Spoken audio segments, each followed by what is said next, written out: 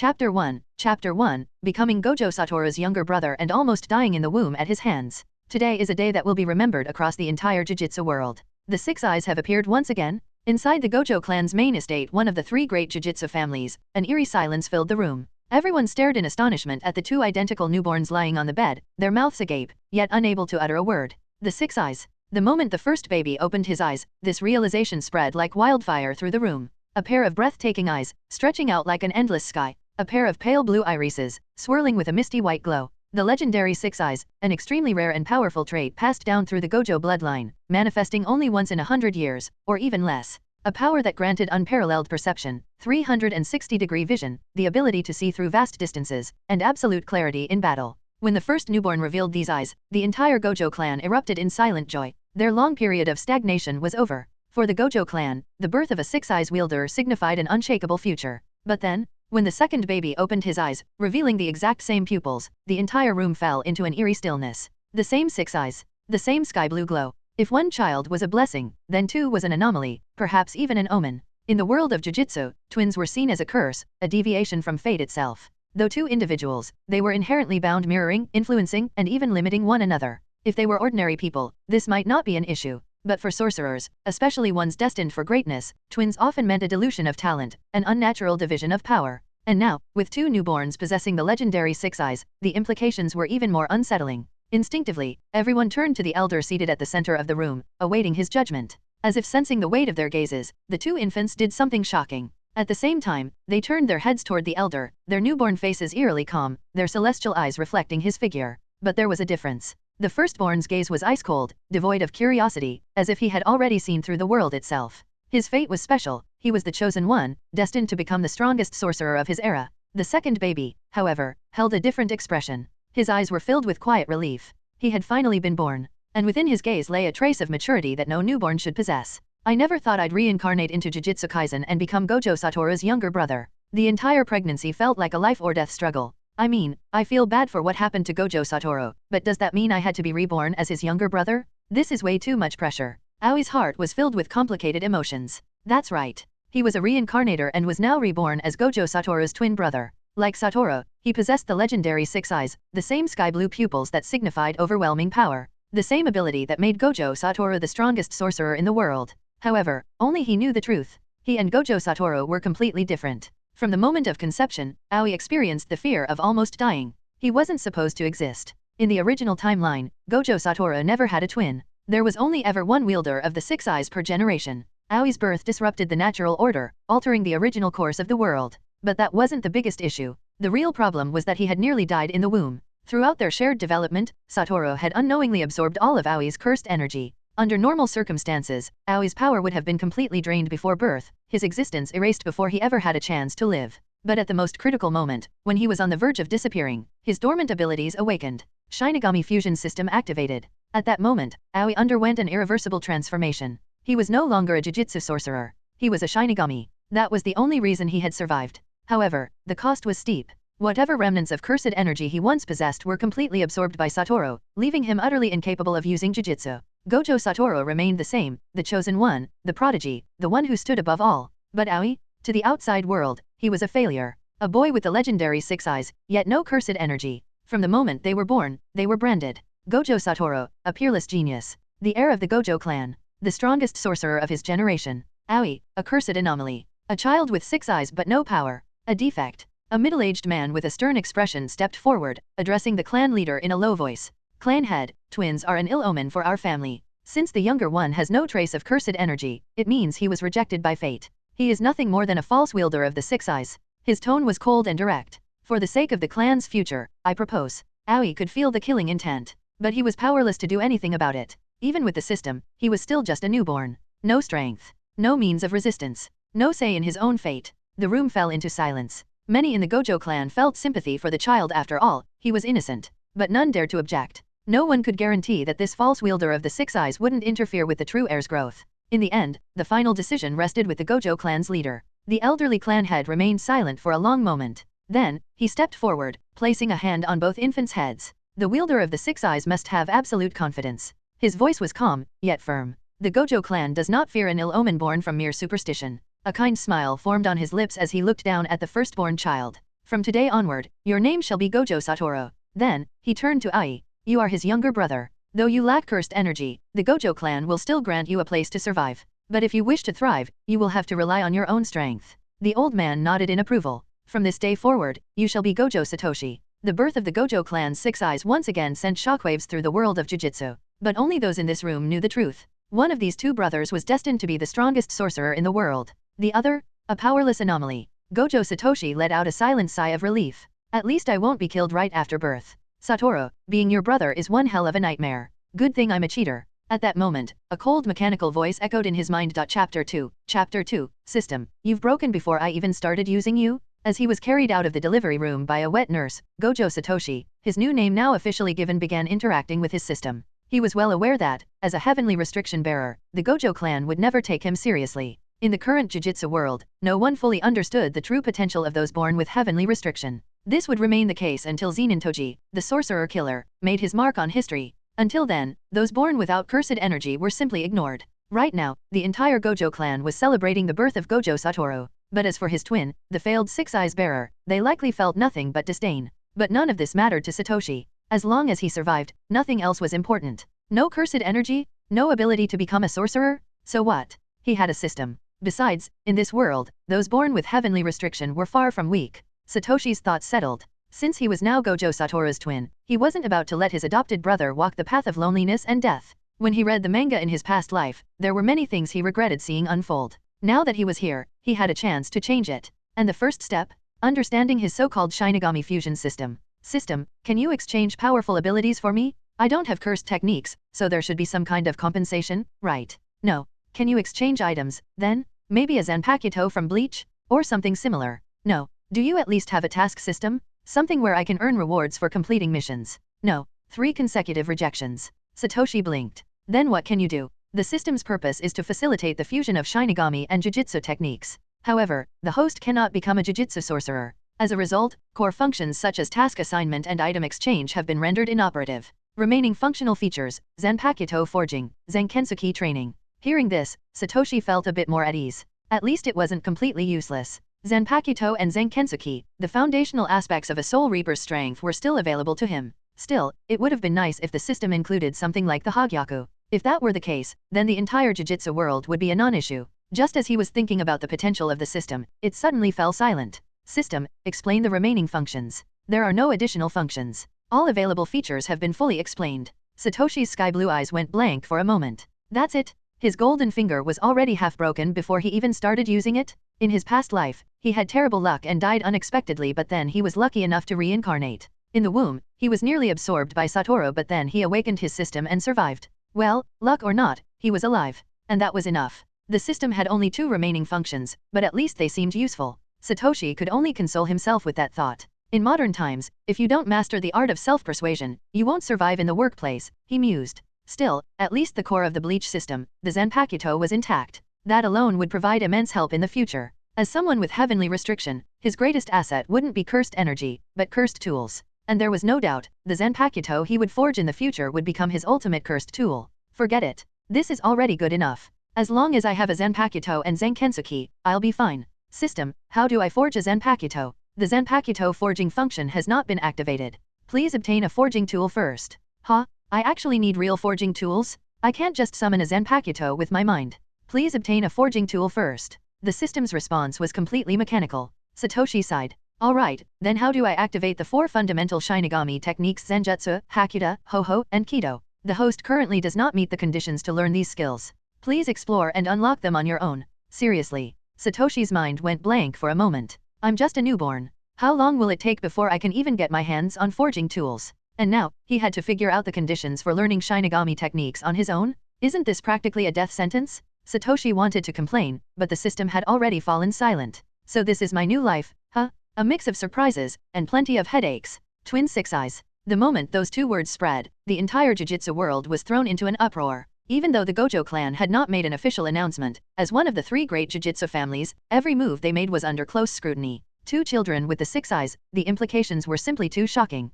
Not long after Gojo Satoru and Gojo Satoshi were born, both the Zenin and Kumo families had already received the news. When the reports confirmed that both newborns had inherited the legendary 6 eyes, the heads of the 2 clans fell into silence. The atmosphere within their families grew heavy with unease. The Gojo clan, Zenin clan, and Kumo clan were collectively known as the three great Jujutsu families. They were the backbone of the sorcery world, constantly competing for dominance. But now, with two Six Eyes users born in the Gojo clan, neither of the other two families would be able to rival them for generations. This is unbelievable. Twins with 6 eyes? If I didn't trust the source, I'd assume this was fake news. At this point, all we can hope for is that the twins end up interfering with each other. The curse of twins in Jujutsu families. Will it apply to them as well? The Zenin clan's head sighed heavily. He was already old. He had worked tirelessly to bring the Zenin clan to its peak, only for this to happen at the twilight of his life. He likely wouldn't live long enough to see the full rise of the Gojo clan. But watching the ever-growing threat they posed, he knew he wouldn't be able to rest in peace. Meanwhile, the Kumo clan's head was even more frustrated.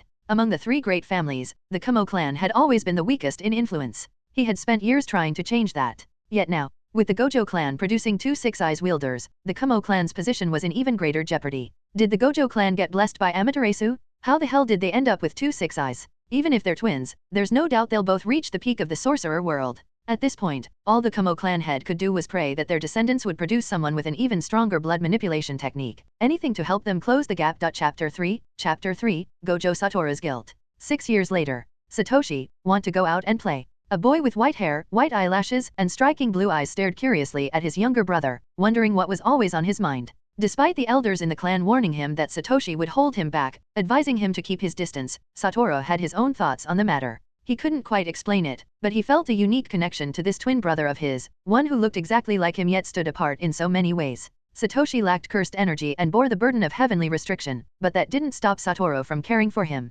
Satoru, are you sure the patriarch will let you go out? There's a massive bounty on both of us on the dark web. If you sneak out, you could bring trouble to the family. Satoshi glanced at his older brother, long used to Satoru's unpredictable nature. Gojo Satoru and Gojo Satoshi, the twin heirs of the Gojo clan, had bounties of 100 million yen placed on their heads. The reward was tempting enough to lure in reckless sorcerers who overestimated their abilities. Of course, low-level sorcerers had no chance of breaching the Gojo clan's security, and the truly powerful ones knew better. The Six Eyes were the Gojo clan's most prized legacy, and they would spare no effort in defending their future. Even if an assassin managed to land a hit, they wouldn't survive the clan's inevitable retaliation. As a result, assassination attempts had dwindled over the years. But now, Satoru, always unpredictable, was eager to shake off the clan's protection and roam freely. After all, the two of them possessed the Six Eyes. Though Satoshi's Six Eyes weren't as developed as Satoru's, they still granted him a 360-degree field of vision. If they were together, no attacker could approach unnoticed. Satoru, you've pretty much mastered the limitless technique by now. You're planning to show off, aren't you? You want to ignore the assassins entirely, or worse, seek them out just for fun.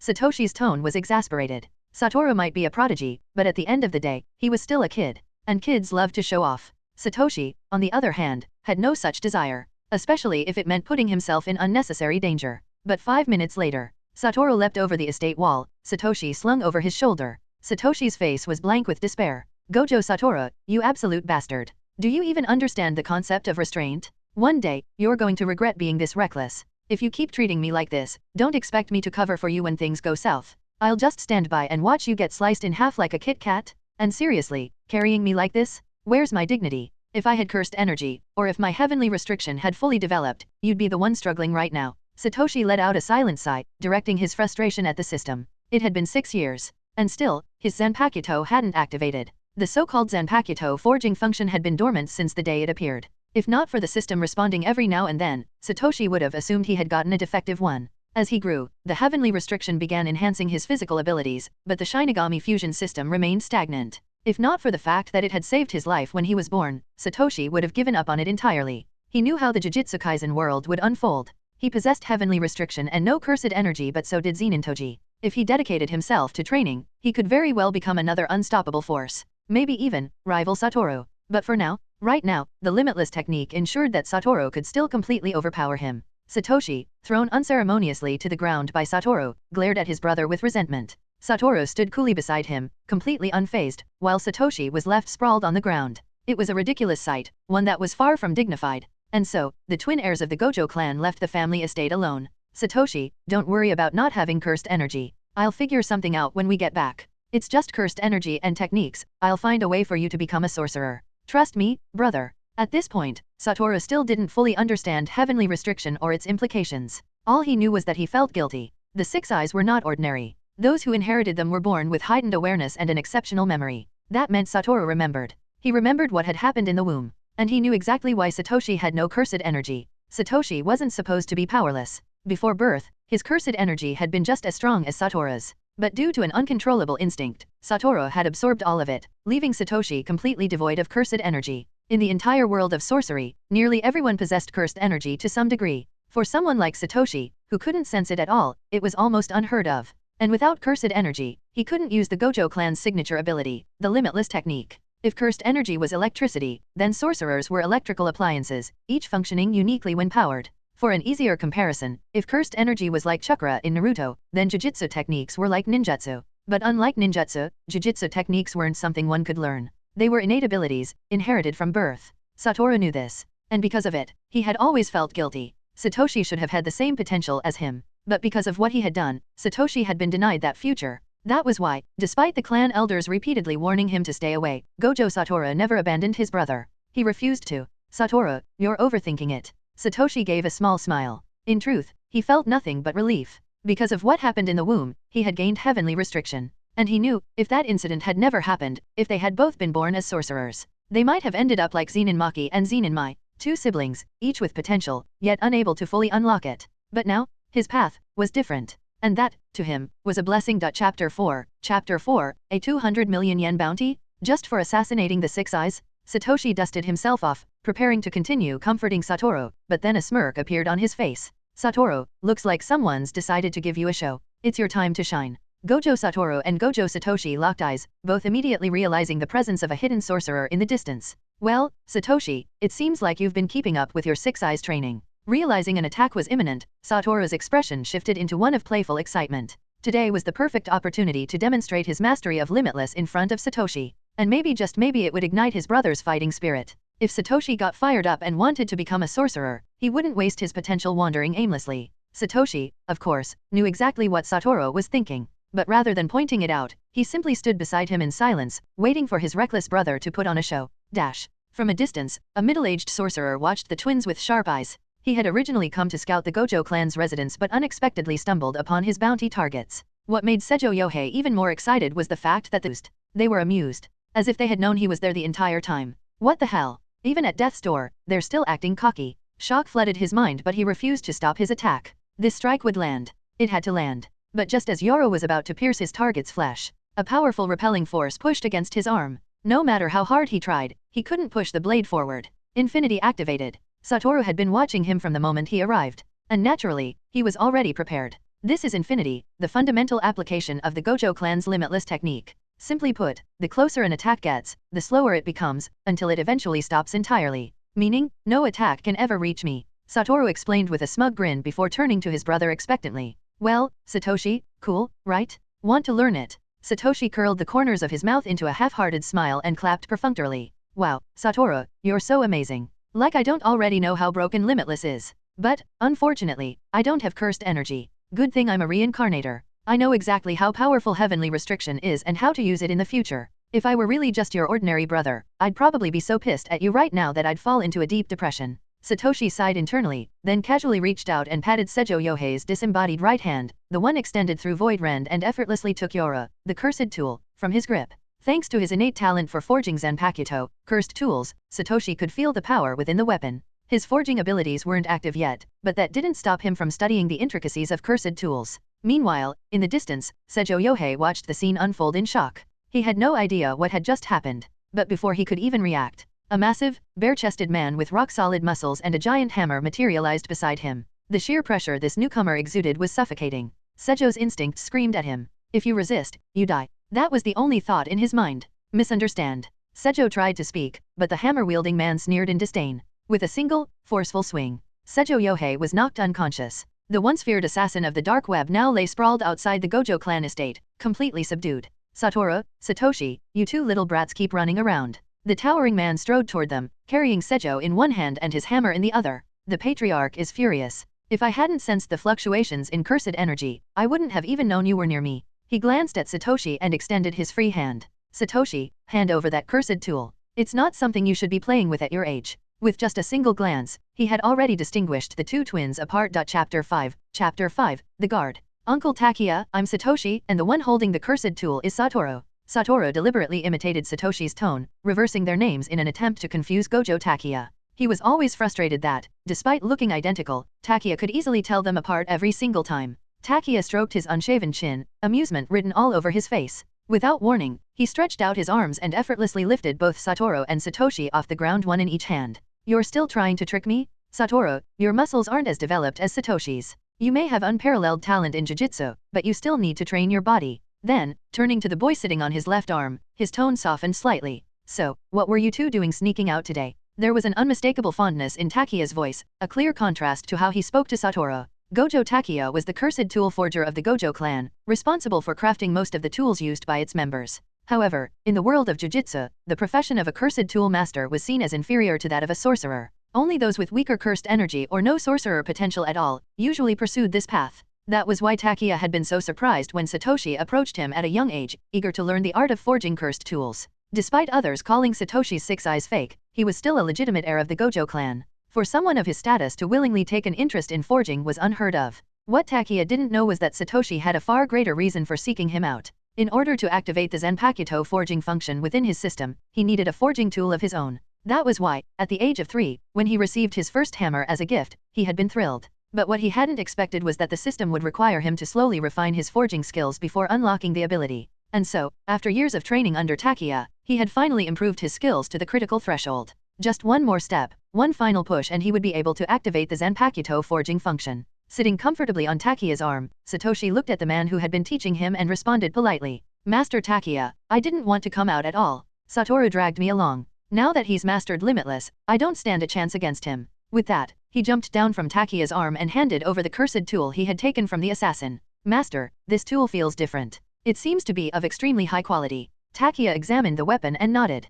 Yoro was crafted by a renowned cursed tool master. I never expected it to end up in the hands of someone like him. He glanced at Sejo Yohei, who was still unconscious on the ground, then kicked him lightly before speaking again. Satoshi, you're going to be a cursed tool master in the future. I believe in you. You'll be able to forge something like Yoro one day. But for now, this tool isn't something you should be handling at your age. Without hesitation, he tucked Yoro into his coat. Just as he was about to say something else, another figure suddenly appeared in front of them. Gojo Shunichi had arrived. Young Master Satoru, are you all right? His expression was one of clear displeasure. Gojo Shunichi was the captain of Satoru's personal guard, responsible for ensuring his safety at all times. And right now, he did not look happy. Earlier, he had briefly left Satoru's side after being summoned by the clan leader for an important discussion. That brief absence was all Satoru needed to slip away unnoticed. Upon returning and realizing that Satoru was missing, Shunichi immediately panicked. Sensing fluctuations of cursed energy outside the estate, he rushed over as fast as he could. When he arrived and saw Satoru standing with Satoshi, and who constantly wants to show off. Stay sharp, Satoru. You have extraordinary talent, but you're not invincible. A shadow crossed Satoshi's face as he recalled the future, the moment when Satoru would be cut down by Sukuna. He didn't want his brother to meet that fate. That was why he subtly tried to influence Satoru's personality, hoping to steer him toward caution and restraint. But to Gojo Shunichi, Satoshi's words were nothing short of blasphemy. How dare someone with no cursed energy, a fake six eyes, lecture the true six eyes? Young Master Satoru, we need to return. The clan leader is waiting for you. Shunichi respectfully conveyed the order, standing stiffly at attention. Yeah, I got it. Satoru sighed in mock defeat before turning to Satoshi with a grin. Satoshi, I'll head back for now. I'll come hang out again when I get the chance. As soon as Satoru turned away, Shunika's expression shifted. Even Takia, standing right next to them, was completely ignored. I'll take care of the assassin. If they dare to attempt an assassination so close to the Gojo estate, then clearly the Gojo clan hasn't been putting enough pressure on the dark web. With that, Shunichi took full control of the situation, leaving Satoshi and Takia as nothing more than bystanders. Chapter 6,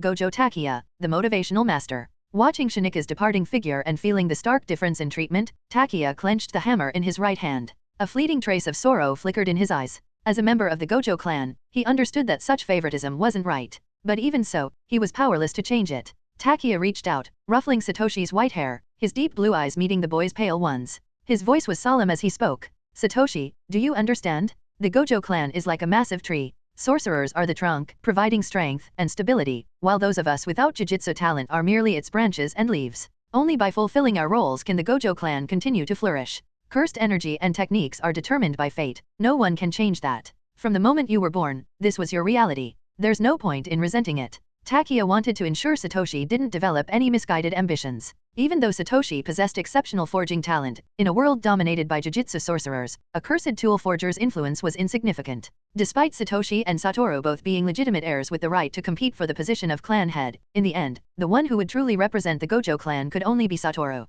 Takiya needed Satoshi to recognize this reality. The Gojo clan sheltered its members, but in return, those members were bound to follow the clan's rules. I understand, Master Takiya. Satoshi knew that Takiya was saying all of this for his own good. He had never once considered competing with Satoru for anything. That said, being treated differently like this still left a bitter taste in his mouth. I may not have cursed energy, but let's see who ends up stronger in the end. The Shinigami Fusion System inside me isn't just for show. Once I forge my Zanpakuto and master the 4 fundamental skills Zanjutsu, Hakuta, Hoho, and Kido, becoming a true Shinigami, then even Satoru, the strongest sorcerer, might not be my match. Takiya suddenly recalled something and said, "Oh, by the way, in a few days, someone from the Zenin clan will be visiting. I heard that their clan has another wielder of heavenly restriction. He's of your generation, though slightly older than you. I believe his name is Zenin. He should be coming as part of an exchange between young talents. Satoshi, you should take this opportunity to interact with him. He's known for having no cursed energy, yet his physical prowess is unparalleled. From what I've heard, he's incredibly gifted. The Gojo and Zenin clans are both pillars of the Jujutsu world. You should strive forward as well. Heavenly restriction isn't a curse, it's an opportunity. As long as you have the determination to grow stronger, nothing can stand in your way." Takiya, ever the master of motivational speeches, continued encouraging him. However, the mention of Zenin made Satoshi's expression subtly shift. "What the hell? Zenin? You really want me to compete with him? That guy's a monster." Before Satoru fully awakened, he nearly died at his hands. Even special grade sorcerers were no match for him. Even though Satoshi had absolute confidence in his Shinigami Fusion System, hearing Takiya talk about it so lightly still left him feeling a little uneasy. But since his master had spoken, he had to work hard. At the very least, he couldn't let Takiya down. "Understood, Master Takiya? I'll do my best." At this moment, Zenin hadn't yet reached his future sorcerer killer status. He hadn't left the Zenin clan yet, which meant there was still room for a proper exchange between them. According to the original timeline, apart from Zenin, no one else in the Zenin clan had the strength to challenge the Gojo clan. Among the younger generation, Satoshi couldn't recall any notable figures. As a heavenly restriction wielder, Toji had been completely disregarded by the Zenin clan. According to the original events, Toji was the first person to gain fame through heavenly restriction alone. There had been others before him, other carriers of heavenly restriction, but only Toji was truly exceptional. Before Satoshi's reincarnation, he had been the only individual with zero cursed energy. However, in the future, it was precisely because of heavenly restriction's compensation that Toji had become a true sorcerer killer. Looking back at the Gojo clan, despite being a dominant force in the Jujutsu world, the only real event that had shaped its history was the birth of the Six Eyes. Aside from Satoru, no other remarkable figures had emerged. The only genius, Gojo Satoru, had the overwhelming aura of a protagonist, yet in the end, he still got killed. As someone who had read the original story, Satoshi had always found that outcome unacceptable. But now that he had been reincarnated into this world, everything was bound to change. Would Satoru still meet his demise? And with his knowledge of the future, if he still couldn't become a powerhouse capable of influencing the entire world, then he might as well have let Satoru kill him in the womb. As Satoshi's gaze gradually hardened with determination, Takiya watched him carefully. For a brief moment, it felt like he was witnessing the birth of another pillar of the Gojo clan. A small smile tugged at the corners of his lips. "Satoshi, you're also a wielder of the Six Eyes. Your future won't be any less brilliant than Satoru's. Come with me to the forge. Show me how much you've improved." With that, Takiya turned and walked toward the Gojo clan's forge, the workshop he had dedicated his life to maintaining. Satoshi, meanwhile, was still reflecting on his recent breakthroughs in forging. With the Zanpakuto forging function about to activate, he wanted to take this chance to see if he could push through and finally begin his career as a cursed tool forger.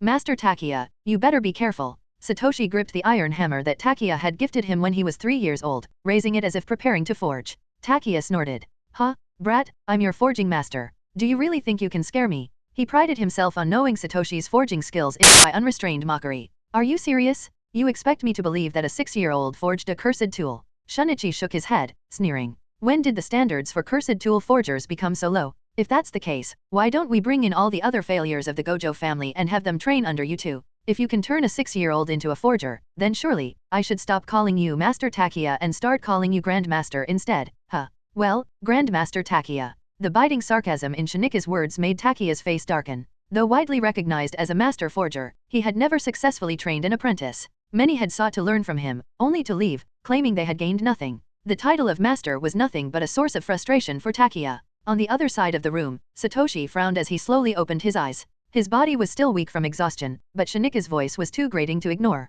This guy never shuts up. Master Takia is the one who taught me everything. If not for him, I wouldn't have reached the level where I could forge my first Zanpakuto. And this bastard dares to mock him? Satoshi silently sat up, his cold gaze locking onto the scene before him. He wouldn't let this slide. Meanwhile, Shinichi continued his taunts. You expect me to believe Gojo Satoshi forged this? Don't make me laugh. There's no way someone like him could become a forger, let alone craft a cursed tool at his age. Completely impossible. Shinichi poured his cursed energy into the weapon in his hands, expecting a reaction. He had only ever used grade 2 cursed tools before, so this was his first time wielding a grade 1 tool. This is the perfect chance to test the power of Yoru. However, the moment his energy flowed in, his expression froze. Something was wrong. Shinichi knew for a fact that this weapon was a cursed tool. So why wasn't his cursed energy having any effect? This doesn't make sense. A cursed tool should always respond when infused with energy. Unless, could it be that this weapon was purely meant for physical combat? No, that wasn't possible. The assassin who originally wielded this weapon was a sorcerer, not a brute.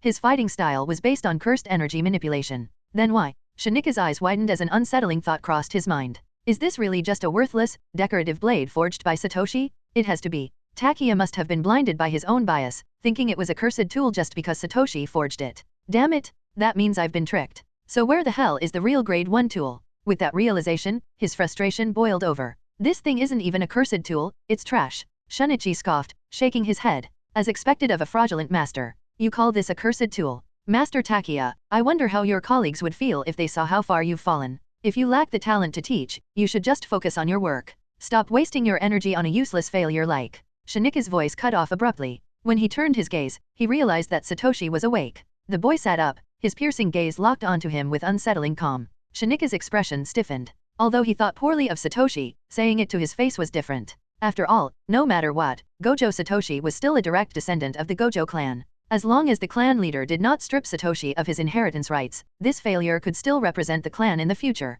Satoshi slowly stood up, ignoring the exhaustion in his body. Why'd you stop, Shinichi? He tilted his head, his voice mockingly casual. You can't remember what to call me. I mean, I'm just a waste of the Gojo family, right? With effortless ease, Satoshi walked over to Takia's side. Shinichi, have you already forgotten? The cursed tools you so proudly wield, who do you think forged them? If Master Takia hadn't made them, how many of you would have died on missions by now? Satoshi's lips curled into a cold smile. What exactly makes sorcerers think they're so superior? Let me guess, was it because your parents were sorcerers? Can you guarantee that your own child will be one too? His words hit Shinichi like a slap to the face. But Satoshi wasn't done. If anything, Master Takia is too kind. He's spent his life ensuring that ungrateful fools like you could fight and survive. Yet, instead of gratitude, all he gets is disdain. He chuckled. Do you really think the Gojo clan is some untouchable force? Do you honestly believe that just because Gojo Satoru has the 6 eyes, our future is guaranteed? Satoshi's voice dropped into a sharp, cutting tone. You're an adult, yet you're still so naive. If the 6 eyes were truly omnipotent, then why do curses still exist? Why are there so many powerful curse users? Why does the king of curses, Ryaman Sukuna, exist? His eyes burned with quiet intensity. If the 6 eyes were truly unbeatable, then why has every wielder of the 6 eyes met a tragic end? Satoshi exhaled, his gaze steady and unshaken. I know you've placed all your hopes on Satoru, but let me tell you something. Satoru is not invincible. Even with unparalleled talent, even with the 6 eyes, even with the limitless technique. He is not invincible. The expectations you place on him will only push him down the wrong path. Satoshi clenched his fists. Satoru will become the strongest sorcerer in this world. But that doesn't mean he should underestimate the strength of curse users or cursed spirits. We still have a long road ahead. Though his voice was still childish, in that moment, it carried the weight of undeniable truth. Chapter 10, Satoshi's Bet. Outside the forge, 2 figures, one tall, one small, stood silently at the far end of the corridor. Neither moved, their expressions were complicated.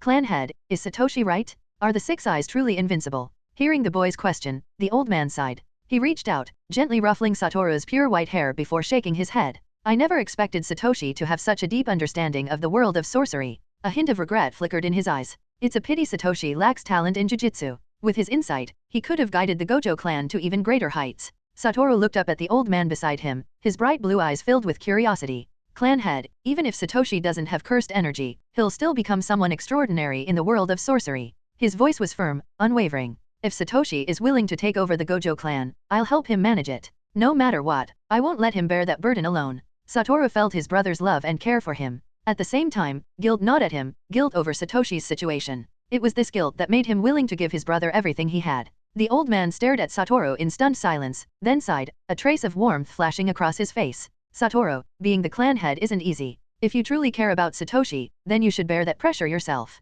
Perhaps, once you stand in that position, you will find a way to change his fate. Regret filled his voice as he spoke of Satoshi. He had brought Satoru to the forge today for two reasons. One was to visit Satoshi. It had been a long time since the two brothers had seen each other. The other was to test Satoru's compatibility with a grade 1 cursed tool. If possible, he intended to equip Satoru with the katana Yoro. However, what he hadn't expected was for Shunichi to show up and express such hostility towards Satoshi. I won't allow Shunichi to remain your bodyguard any longer, the old man declared. Understood, clan head. Satoru's expression turned as cold as his brother's. If the clan head didn't punish Shunichi, then he himself would. Because in what world, in what universe, could his brother be called a waste? Inside the forge, Shinika's face twisted in anger at Satoshi's scathing words. He wanted to argue back, but he had no ground to stand on. So instead, he redirected his frustration toward Gojo Takia. Young Master Satoru will carve his own future. Shunichi scoffed. But tell me, was I wrong? Does Gojo Takia really have the talent to train an apprentice? He claimed this weapon was a cursed tool that you forged. Shunichi sneered, turning his mocking gaze back to Satoshi. You expect me to believe that? You can't even tell the difference between a cursed tool and an ordinary blade. Face it, Gojo Takia, you're getting old. Your eyesight must be failing you. Shinika's taunts only made Satoshi's expression grow colder. Who told you this isn't a cursed tool? Satoshi asked, his voice laced with amusement. Shunichi let out a derisive laugh. I figured it out myself. This weapon doesn't contain even a shred of cursed energy. How could it possibly be a cursed tool? I can't sense a single trace of cursed energy or jujutsu from this thing. It's just a regular sword. He spoke with full confidence. But to his shock, Satoshi didn't even flinch. Instead, he sneered. Then, shaking his head, Satoshi looked at Shunichi like he was a clueless child. You seriously think you're qualified to judge cursed tools? You should try seeing Zenitoji's special grade weapons first, he said coolly. Then come back and tell me what you think you know. Without another word, Satoshi stretched out his right hand. Give it to me. Shunichi frowned. Let's have a duel, Satoshi said, his tone unwavering. Your cursed tool is a katana too, right? Let's see whose weapon is truly superior. For the first time, a flicker of unease flashed through Gojo Shinika's eyes. Something felt off. Why was Satoshi so confident? Could this sword actually be a cursed tool? But even if it was, so what? Satoshi didn't even have cursed energy. What could he possibly do, even with a cursed weapon in his hands? Shunichi wanted to take up Satoshi's challenge. He wanted to put this insolent brat in his place. But deep down, he hesitated. Striking a direct descendant of the Gojo clan came with consequences. As if sensing his reluctance, Satoshi smirked. It's fine, Uncle Shunichi. Let's make a bet. Gojo Takia's brows furrowed at those words. Master Takia can be the witness, Satoshi continued. If the sword I forged is stronger than yours, you'll step down from your position and apologize to Master Takia. Every time you see him in the future, you will keep your distance. But if I lose? Satoshi paused, his smirk widening. I'll never approach Satoru again. Not even once. Shinika's eyes widened slightly. How about it? Satoshi tilted his head. Haven't you always worried about the twin curse? If I stop interacting with Satoru, that should put your mind at ease, right? His voice was light-hearted, almost playful. But that mocking smile on his face, that was the final straw. Satoshi, you. Takia's expression changed. He had always told Satoshi not to compare himself to Satoru, but that didn't mean he wanted the brothers to become estranged. And the stakes of this bet, they were far too unbalanced. Takia opened his mouth to stop him, but Satoshi cut him off with a sharp look. Master Takia, you're just here to be the witness, Satoshi said firmly. Now then, Uncle Shunichi. He met Shinika's eyes, full of confidence. Are you scared? Shunichi clenched his fists. A direct descendant of the Gojo clan, looking down on him like this? Unforgivable. For the Gojo clan, for Master Satoru's future. Even if I must offend a member of the main family, I accept the consequences. Fine, Shunichi spat through gritted teeth. I accept your bet, young Master Satoshi. His fingers curled around the hilt of his own katana, his trusted cursed tool, cicada cry. Victory was already his. Because no matter what Satoshi thought he had, a man with no cursed energy could buy unrestrained mockery. Are you serious? You expect me to believe that a 6-year-old forged a cursed tool? Shunichi shook his head, sneering. When did the standards for cursed tool forgers become so low? If that's the case, why don't we bring in all the other failures of the Gojo family and have them train under you too? If you can turn a 6-year-old into a forger, then surely, I should stop calling you Master Takia and start calling you Grandmaster instead, huh? Well, Grandmaster Takia. The biting sarcasm in Shinika's words made Takia's face darken. Though widely recognized as a master forger, he had never successfully trained an apprentice. Many had sought to learn from him, only to leave, claiming they had gained nothing. The title of master was nothing but a source of frustration for Takia. On the other side of the room, Satoshi frowned as he slowly opened his eyes. His body was still weak from exhaustion, but Shinika's voice was too grating to ignore. This guy never shuts up. Master Takiya's voice steady. Think carefully, do you truly believe that someone like Satoshi would make a bet he couldn't win? Yes, Takiya is important to him. But as his brother, you are just as important. Let's wait and see how this plays out. I'm curious myself. A glint of anticipation flashed in the old man's eyes. It had been far too long since he last paid real attention to Gojo Satoshi, who had spent his days forging cursed tools instead of engaging in combat. Could it really be as Takiya claimed? Had Satoshi truly managed to create a cursed tool at the age of 6? If this was true, then Satoshi possessed a different kind of genius, one that could rival or even surpass the talents of Jujutsu sorcerers. Unlike ordinary sorcerers, the old man, as the head of the Gojo clan, had a different perspective on things. Most sorcerers viewed cursed tools as mere supporting weapons, secondary to their own strength. But he didn't see it that way. To him, a sorcerer wielding a powerful cursed tool was a complete sorcerer. There was an old saying, a true gentleman is not superior by birth but by his ability to utilize tools. A capable sorcerer must learn to make use of cursed tools. This was precisely why the old man had always valued Takiya so highly. If the Gojo clan lacked a master cursed tool forger, it would eventually lose its foundation as a dominant Jujutsu family. And yet, despite Takiya's importance, Shunichi had disrespected him so openly. The old man's eyes narrowed. Things have gone off track while I wasn't paying attention. Perhaps it's time to make some changes within the family. As for the clan's future direction, that was something only Gojo Satoru and Gojo Satoshi could decide.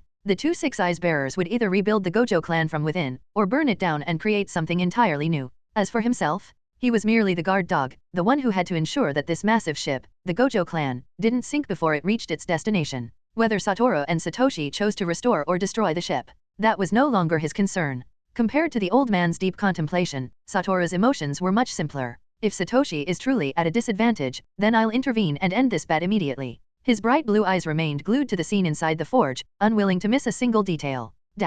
Young Master Satoshi, tell me, how do you want to conduct this competition? Shinika's tone was serious as he looked at Satoshi. In his mind, he had already won. He was a grade 2 sorcerer, while Satoshi had no cursed energy at all, just a mere ordinary human. The weapon in his own hands was a grade 2 cursed tool, personally crafted by Takiya, a master forger. And yet, Satoshi's weapon didn't even seem like a cursed tool at all. Even if it was one, how could a tool forged by an apprentice surpass one forged by the master himself? Adding it all up, Shunichi couldn't see any possible way for Satoshi to win. Honestly, he almost felt bad for the kid. This bet was so unfair that he was willing to accept any conditions Satoshi set. Of course, as long as they were reasonable. With that, Shunichi casually tossed Sode no Shirayuki back to Satoshi. Since this is a battle of cursed tools, I won't use my own cursed energy against you. I'll only use the cursed energy stored within my weapon. That should make things fair. His words dripped with arrogance. After all, he was up against a 6-year-old child. It felt beneath him to go all out. But Satoshi? He didn't respond to Shunichi at all. His entire focus was on the Zanpakuto in his hands. Until now, Sode no Shirayuki had remained wrapped in cloth. Now that he could finally see its true form, Satoshi's eyes widened. This is Sode no Shirayuki? Why does it look so ordinary? Isn't it supposed to be the most beautiful Zanpakuto in all of Soul Society? His heart sank. The blade before him wasn't anything like the Sode no Shirayuki from his memories. Instead of a pristine white katana, what he held was a seemingly plain weapon. The octagonal tsuba had a nearly rectangular shape, with flame-like patterns on the long sides and megatama designs on the short sides. The blade itself had curved slits, along with a series of engraved reliefs on both sides. The handle was wrapped in deep brown red cloth. At first glance, it looked nothing like the legendary Sode no Shirayuki. A sharp unease crept into Satoshi's chest. In this battle of cursed tools, my only advantage is my Zanpakuto. But if Sode no Shirayuki doesn't respond to me, then I lose. Instantly. Just then, the system's voice echoed in his mind.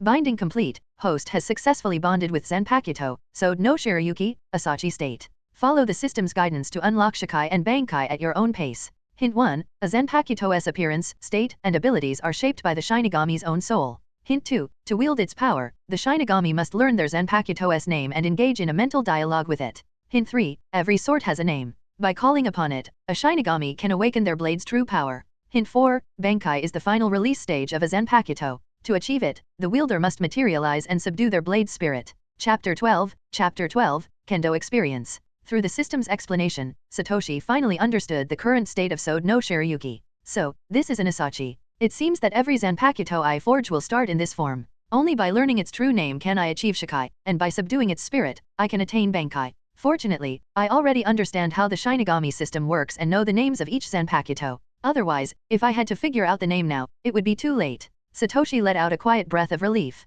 Sode no Shirayuki, From now on, we will face this world together. He whispered the name of his Zanpakuto and slowly unwrapped the cloth covering its blade. His actions made Takia anxious, caused Shinichi to sneer, and left Satoru, watching from outside, feeling tense. Satoru, are you nervous? The old man beside him noticed Satoru's emotions and smiled. It was the first time he had ever seen Satoru, usually carefree and eccentric, showing signs of nervousness. So, Satoru can get nervous, just not for himself. The old man shook his head, then reached out to ruffle Satoru's hair before speaking in a calm yet firm voice. Satoshi is speaking to his cursed tool. Relax, I can sense something different about that weapon. Satoru, have faith in Satoshi. If nothing unexpected happens, the cursed tool in his hands should be even more powerful than we imagined. Satoru nodded slightly, though his gaze remained locked onto Satoshi. Regardless of the old man's words, his decision had already been made. If anything unexpected happened, then he would become the unexpected factor in this bet. Sode no Shirayuki. That's a beautiful name. Takia, who had witnessed the entire forging process, found the name fitting. It was elegant, pure, and perfectly matched the blade that had taken shape in Satoshi's hands. Sode no Shirayuki? No matter how nice the name is, it's still just an ordinary weapon. Gojo Shinichi scoffed in disdain. To him, cursed tools were just tools. Naming them was pointless. Whether it was Gojo Satoshi's Sode no Shirayuki or his own cicada cry, these names were nothing more than labels. Enough talk. Let's get started. Uncle Shinichi, you should draw your cursed tool now. Satoshi held the asashi firmly, its size making it look out of place in the hands of a 6-year-old. This is my cursed tool, cicada cry. Shinichi unsheathed his katana and assumed a defensive stance. Young Master Satoshi, you attack first, and I'll defend. I'll show you the true power of a cursed tool.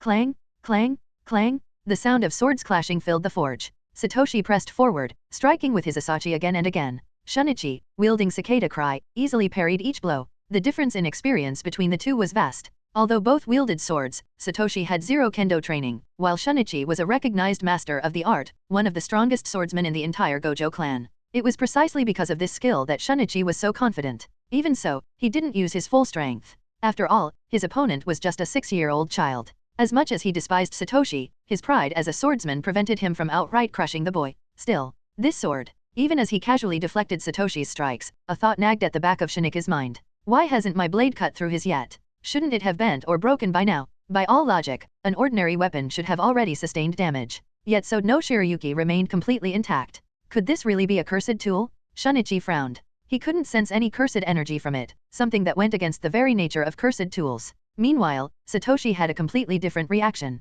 The host is receiving instruction from a sword master. Kendo experience plus 10. The host is receiving instruction from a sword master. Kendo experience plus 10. The host is receiving instruction from a sword master. Kendo experience plus 10. With every attack, his system rewarded him with Kendo experience. Wait, is this guy actually giving me free training? The realization made Satoshi's eyes light up. Originally, his plan had been simple: activate Shikai as quickly as possible and let Shinichi witness the true power of Sode no Shirayuki. But now he had found an opportunity to farm experience. There was no way he would pass up on this. With that thought in mind, Satoshi not only continued attacking but also began provoking Shinichi. Uncle Shinichi, is this really your cursed tool? If you keep blocking like this, won't my Sode no Shirayuki get bent first? So, you still don't believe it's a cursed tool? His childish voice carried an innocent tone, but the words were deliberate, forcing Shinichi to keep defending. A cursed tool? At most, the material is just a little stronger. That doesn't prove anything. Let's see if you can even swing that sword 100 times before talking big.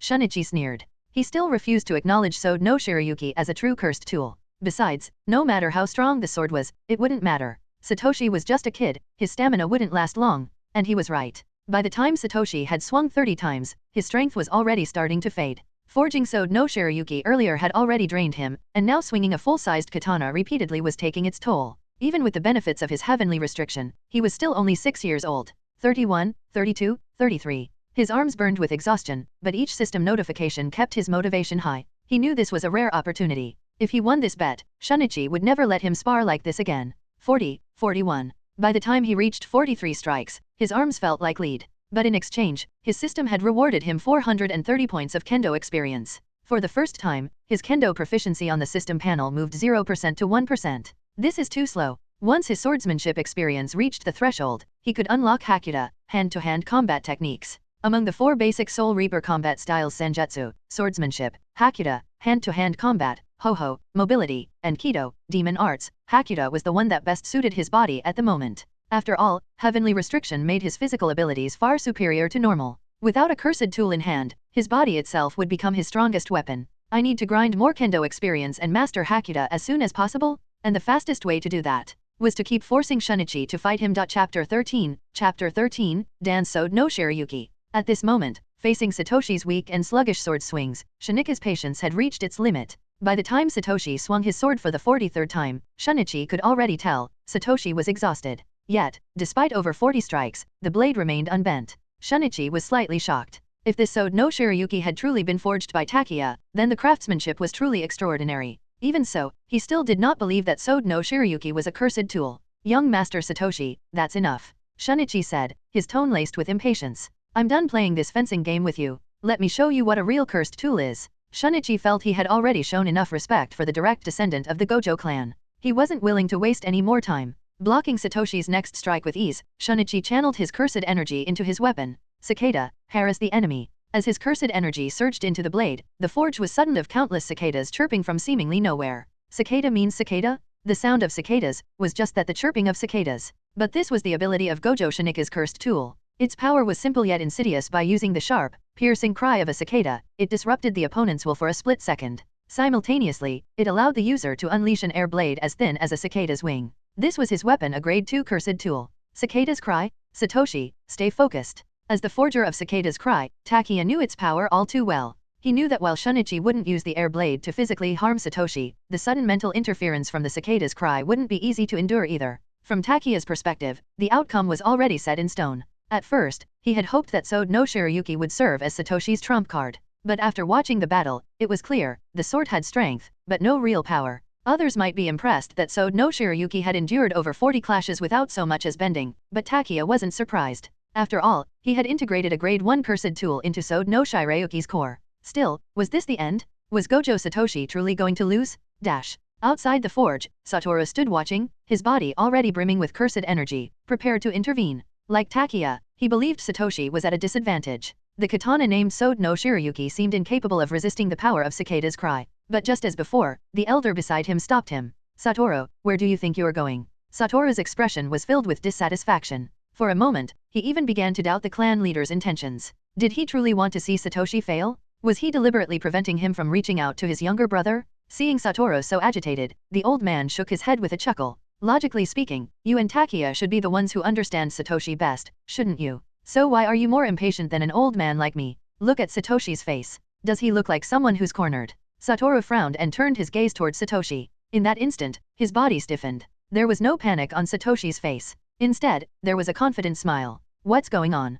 Could it be that Satoshi still has another card up his sleeve? Could Sode no Shirayuki have another ability? But if that's the case, why did he fight Shunichi for so long? What was the point? There was no doubt Satoru and Takiya had both been misled by Satoshi's seemingly meaningless 43 strikes. Without a system, they couldn't possibly understand what Satoshi had gained from those attacks. This time, Satoru chose to believe in his brother. He wanted to see what Satoshi had prepared. He wanted Satoshi to prove himself, to convince Shunichi through his own strength. Because he knew, his brother was no failure.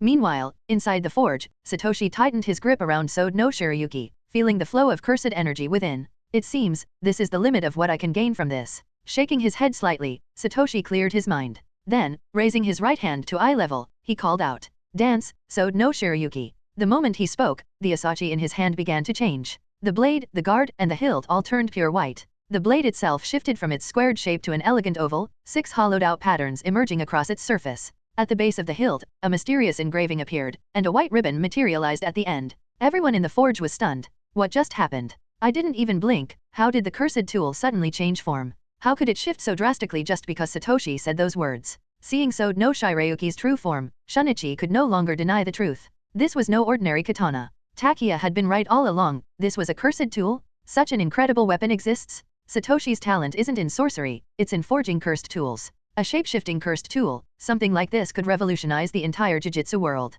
The elder beside Satoru watched intently, his eyes gleaming with excitement. At that moment, he saw Satoshi's future clearly, one that diverged from both Satoru's path and the traditional ways of the Gojo clan. A future where Satoshi walked his own road. It's beautiful. The true form of Sode no Shirayuki is breathtaking. It suits Satoshi so perfectly, it reflects his very presence. Is this truly something he forged? Satoshi never ceases to amaze me. Satoru's piercing blue eyes shone with joy. No matter how powerful Sode no Shirayuki turned out to be, the mere fact that Satoshi had created a cursed tool at such a young age had already shattered all conventional expectations. Satoru had the strongest talent for sorcery, but Satoshi, he had the strongest talent for forging. And together, the two of them would become the strongest duo in the entire Jujutsu world. Yes, so no Shiryuki suited Satoshi perfectly. Of course, it would also suit him just as well.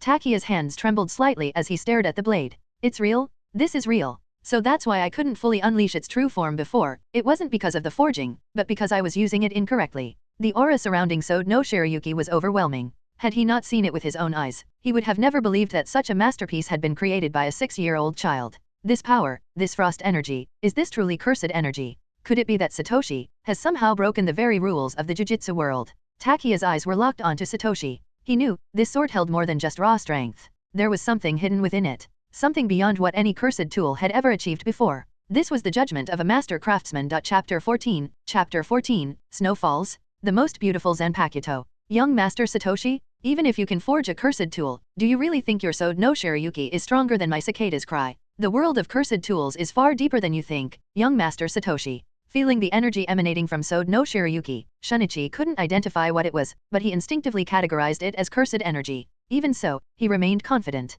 He believed that Satoshi wouldn't be able to withstand the interference of cicada's cry for long. After all, Satoshi was just a 6-year-old child. His mental fortitude couldn't possibly endure against cicada's cry. Is that so? Satoshi raised an eyebrow. As a cursed tool master, don't you think I understand this business better than you do? With a casual motion, Satoshi raised Sode no Shiryuki and pressed the flat of the blade against his own skin. The biting chill instantly dispelled the haze clouding his mind. The relentless, invasive sound of cicadas silenced. Cicada's cry is indeed powerful, Satoshi said calmly. But I'm sorry. Sode no Shiryuki is stronger. Then, he chanted. First dance, White Moon. With a graceful sweep of his sword, Satoshi traced a circle on the ground with the tip of Sode no Shiryuki. In the next moment, an icy chill spread outward from the mark. This is... Satoru, hyper-aware of even the slightest fluctuations in cursed energy, felt his expression shift. He could tell immediately, this wasn't cursed energy, but its flow was exactly the same. Moreover, this technique, First Dance, White Moon, felt eerily similar to a cursed technique. Satoshi, if you can't use Jujutsu, then, are you forging cursed tools capable of producing their own cursed energy and techniques? That was the only explanation Satoru could think of. Meanwhile, inside the forge, both Shunichi and Takiya were utterly stunned. Within the circle of frost, the temperature plummeted at an alarming rate. The biting cold spread through their bodies, chilling them to the core. It felt as if, at any moment, their very blood might freeze solid. Is this truly a cursed tool, wielded by someone without any cursed energy? For the first time, Shunichi felt something he hadn't before: fear. If someone without cursed energy could use cursed tools to unleash techniques like this, then wouldn't that mean the gap between sorcerers and ordinary people would shrink dramatically? Is Satoshi really this terrifying? A single person, forging such a weapon, could he be on the verge of reshaping the entire Jujutsu world? In Shinika's grip, Cicada's cry began to tremble. Cicadas only sing in the warmth of summer. Before the overwhelming force of winter, the song of cicadas could only fall into silence. Watch out! At that moment, both Satoru and the elder outside the forge reacted instantly, using Limitless to shield Shunichi and Takiya. A split second later, an enormous avalanche of snow erupted from the icy formation on the ground, surging upward and blowing the entire roof off the forge. The once blazing furnace was instantly frozen solid. At that moment, the entire Gojo estate was shaken. All across the clan grounds, sorcerers turned their heads toward the source of the disturbance, their expressions shifting in shock. The sight of a towering snowfall rising within the Gojo compound sent waves of unease through them. What's happening? Why would such a massive technique be released inside the estate? Is someone attacking the Gojo family? Without hesitation, a group of sorcerers dropped what they were doing and rushed toward the forge. Within the Gojo clan, there was only one person worthy of being targeted by an assassination: Gojo Satoru, wielder of the Six Eyes. And they would never allow the future of the clan to be harmed. Every sorcerer moved swiftly, guided by that unshakable conviction. Meanwhile, inside the now exposed forge, Satoshi gripped Sode no Shiryuki and gazed at the icy devastation he had created. In that moment, he understood. He had finally gained a trump card. For 6 years, he had been powerless. But now? So what if I don't have cursed energy? So what if I can't use a cursed technique? I have a Zanpakuto. Right now, it was Sode no Shiryuki. But in the future, he would forge Katen Kyakutsu, Sogyo no Kotori, Kyoka Suijutsu, Ryujin Jaka. One by one, he would create them all. And then, he would wield the power of multiple Zanpakuto at the same time. In this world, each Zanpakuto is equivalent to a sorcerer. You think I'm worthless just because I lack Jujutsu? Fine. I don't need the Gojo clan's protection. Because soon, I'll build an army of my own. Satoshi chuckled softly, raising Sode no Shiryuki before him. As expected, you are the most beautiful Zanpakuto. In this world, there is no Kukaki Rukia to be your master. From now on, you will follow me into battle. His reflection in the pristine, icy blade revealed a young boy with snow-white hair and burning determination in his eyes. I won't be a bystander anymore. Ryaman Sukuna. One day, I will see for myself the power that split the Gojo clan in half. Within the protective veil of Limitless, Shunichi and Takia remained silent, their gazes fixed on Satoshi. At that moment, Shunichi fully accepted the truth. He had lost. Completely. The sword no Shirayuki in Satoshi's hands was leagues beyond Cicada's cry. This wasn't just a powerful cursed tool. It was something entirely outside his imagination. Young Master Satoru, are you alright? More sorcerers had arrived, their eyes filled with urgency. Seeing Satoru still maintaining Limitless, they immediately went on high alert, scanning the area for an enemy presence. But they found nothing. No assassins. No traces of an intruder. Only Satoshi, standing calmly in the middle of the forge, holding a pure white katana. The newly arrived sorcerers looked at each other in confusion. Wasn't there supposed to be an attack? As even more sorcerers gathered, the elder's eyes flickered with contemplation before he finally spoke. Takia encountered an issue while forging a cursed tool. That's all. There's nothing to worry about. Go back to your duties. Do not let anyone else approach. The forge has been unstable. It could be dangerous for those unfamiliar with the situation. His voice was steady and authoritative. But to those who knew better, it was an excuse. Everyone could tell. If this was truly about forging a cursed tool, then why is equivalent to a grade 1 cursed tool wouldn't be inaccurate. But in Satoshi's eyes, Sode no Shirayuki stood somewhere between grade 1 and special grade. After all, for a Soul Reaper, a Zanpakuto was practically an extension of their very existence. Without one, most couldn't even fight. To simply classify Sode no Shirayuki as a grade 1 cursed tool felt unfair. With that thought, Satoshi's lips curled into a slight smirk as he whispered to Satoru, my Zanpakuto doesn't need to be ranked by the standards of the Jujutsu world. Every Zanpakuto I forge will be one of a kind. Sode no Shirayuki is Sode no Shirayuki. Its strength depends entirely on the strength of its wielder. Satoshi patted Satoru's shoulder, sheathed his asachi, and turned to face Gojo Shunichi, who stood silently nearby. Uncle Shunichi, I believe I won this bet, didn't I? His voice was calm, yet it drew everyone's attention. The elder and Satoru, who had been present from the beginning, both understood the terms of the bet between Shunichi and Satoshi. Shunika's expression darkened, but he didn't deny it. Without a word, he looked down at the cicada's cry in his hand, then silently tucked it away at his waist and walked over to Takia. Master Takia, I have overstepped today. Please forgive my behavior. Shunichi knelt on the cold ground, pressing his forehead to the floor in a deep bow doxa. From now on, wherever you are, I will keep my distance, just as young Master Satoshi wished. The moment Shunichi finished speaking, the towering ice waterfall in the forge suddenly shattered. The frost dissipated into the air, vanishing without a trace. Takia watched Shunichi for a long moment before shaking his head. I don't need you to avoid me. What I need is for you to show proper respect to Satoshi. He also possesses the 6 eyes. He is Satoru's younger brother, and he is a direct descendant of the Gojo clan. This time, Takia made the stance of the Twin Curse faction explicitly clear in front of the clan leader. Before, they had dismissed Satoshi as a powerless child, one who should accept his fate and live a quiet, ordinary life. But after today, they had witnessed his extraordinary talent firsthand. To simply cast him aside now would be unacceptable. Shunichi fell silent. His gaze flickered between Satoru and Satoshi, studying them carefully. And then, for the first time, he realized something. Despite everything, despite the so-called curse of the twins, the two of them had always been close. Even now, their bond remained completely unshaken. Two identical boys, standing side by side. If one didn't look closely, it was impossible to tell who was Gojo Satoru and who was Gojo Satoshi. Had we been wrong from the very beginning? Had our prejudice against Satoshi been completely misplaced? The 6 eyes are the savior of the Gojo clan. Gojo Satoru possesses the 6 eyes. Gojo Satoshi also possesses the 6 eyes. How could ordinary people like us dare to judge whether one set of 6 eyes is real or fake? For the first time, Gojo Shunichi began to doubt the twin curse theory. Among ordinary sorcerers, twins were considered an ill omen. But when it came to the sacred 6 eyes, was it still a curse? If it was truly a curse, then why would the 6 eyes manifest in both of them? Shunika's gaze remained fixed on Satoshi. A child without cursed energy, yet capable of forging weapons as powerful as a sorcerer's techniques. Perhaps. Takia was right. The future of the Gojo clan didn't rest solely on Satoru's shoulders. Gojo Satoshi would also be part of that future. Shunichi slowly lowered himself to the ground, kneeling before Satoshi. He pressed his forehead to the floor and spoke in a loud, steady voice. Young Master Satoshi, I was arrogant. I judged the existence of the 6 eyes with prejudice and was blinded by my beliefs about the twins were 1. Forging Zanpakuto, his trump card for the future. 2. Mastering Kendo, the foundation needed to unlock advanced Soul Reaper techniques Hakuda, Shenpo, and Kido. Both were indispensable. And since he would be spending most of his time in the forge, it was only logical to find a nearby teacher. Why go searching elsewhere when the perfect instructor was already being stationed at the back gate, right next to the forge? He could practice Kendo between forging sessions.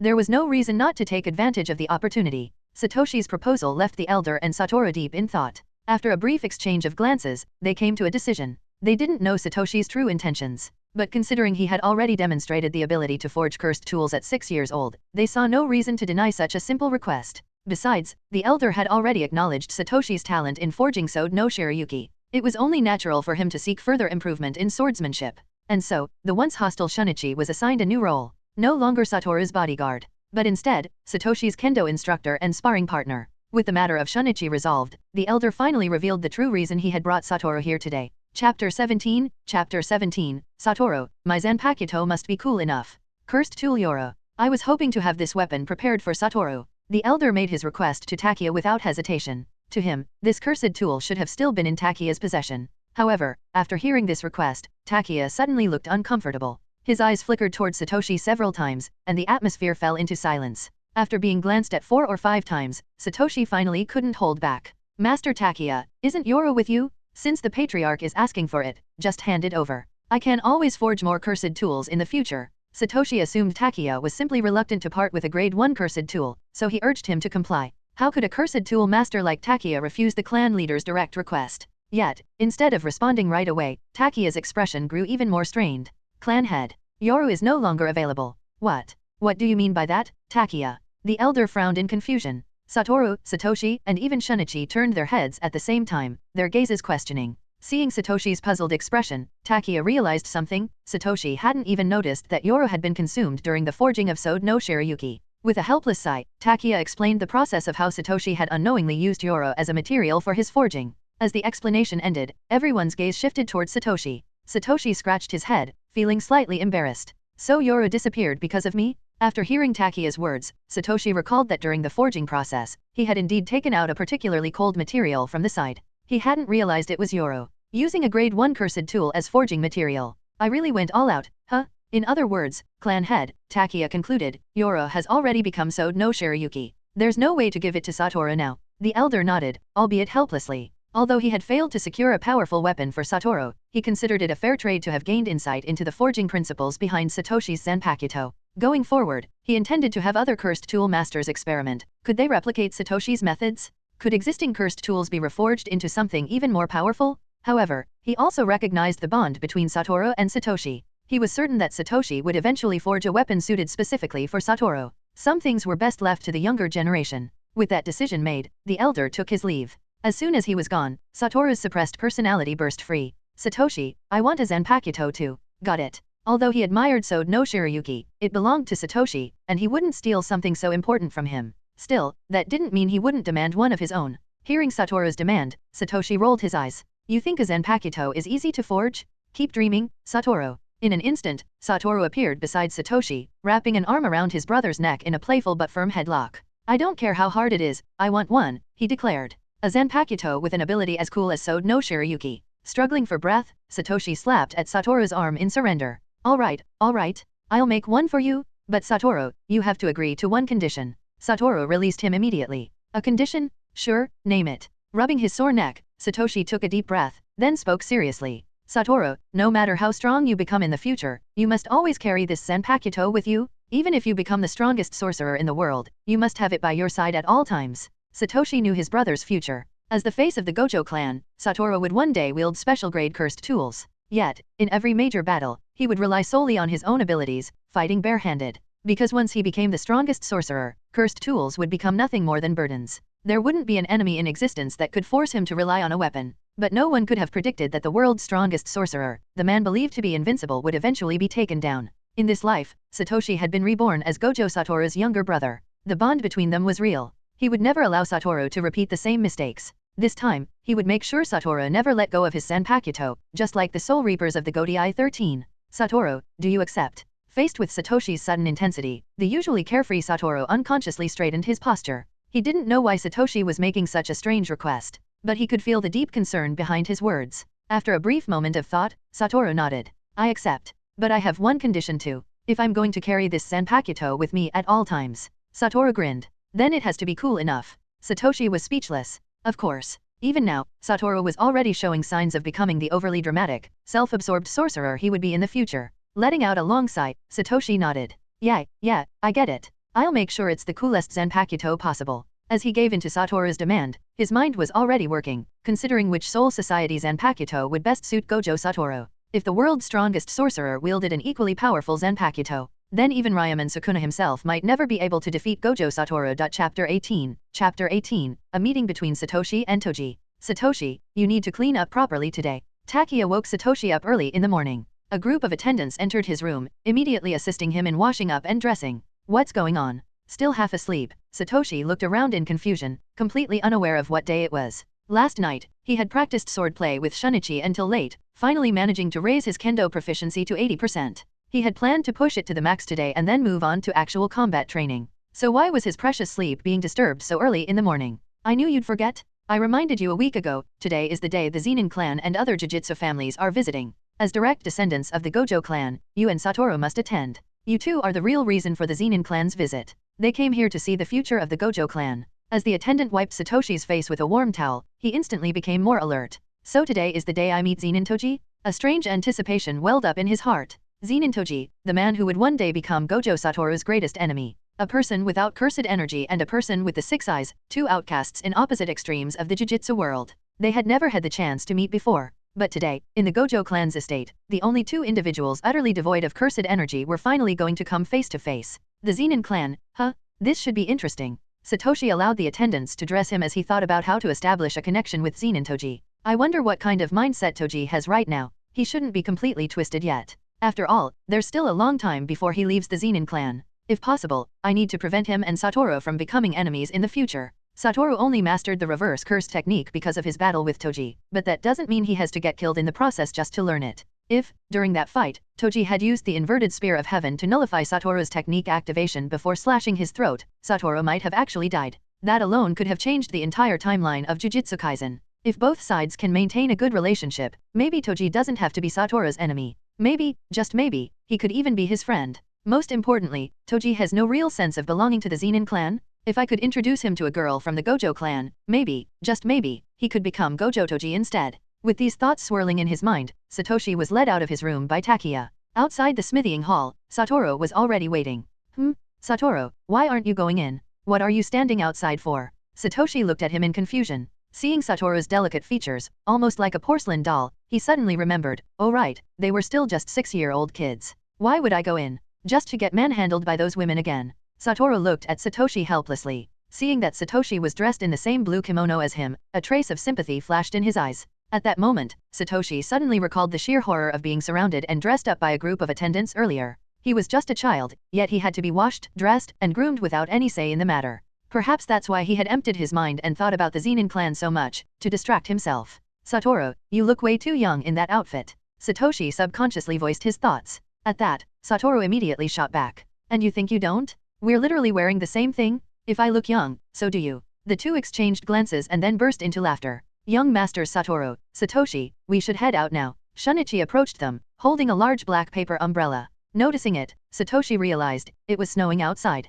At the Gojo clan's main gate, a middle-aged man with a sinister expression stepped into the Gojo estate, followed by a group of people dressed in formal kimonos embroidered with the Zenin clan's crest. This was the delegation from the Zenin clan, led by Zenin Aji. Their purpose was to visit the Gojo family and greet the next heir of the Six Eyes. Even so, I wonder just how powerful the Gojo clan's new Six Eyes really are. Two older youths accompanied Zenin Aji. One had a scar across his face, looking older and more aggressive, while the other had an indifferent expression, showing no interest in anything. Janiki, if you wanted to come here, you could have just come on your own. Why drag me along? I'm not even a sorcerer. This is supposed to be a meeting between Jujutsu families. I'm just a normal person. Zenin Toji sighed, clearly unenthusiastic. Though he was curious about the Six Eyes, he had no real desire to come here just to see them. However, since his brother was here, it would have been awkward to refuse. Behind him, another young man with a cold, malicious gaze stared at Toji. Zenin Shinsuke, the most talented of the younger generation in the Zenin clan. Though only 8 years old, he had already achieved the rank of a grade 3 sorcerer. One of the reasons Aji had brought this group today was to let their most promising talent witness the Six Eyes firsthand. However, this visit was destined to be anything but pleasant. Shinsuke was a firm believer in the Zenin clan's ideology, one that worshipped cursed energy above all else. In his eyes, Toji, who had no cursed energy at all, was nothing but a disgrace to their bloodline. But to Toji, Shinsuke's hostility meant nothing. Talent? Six Eyes? None of it mattered.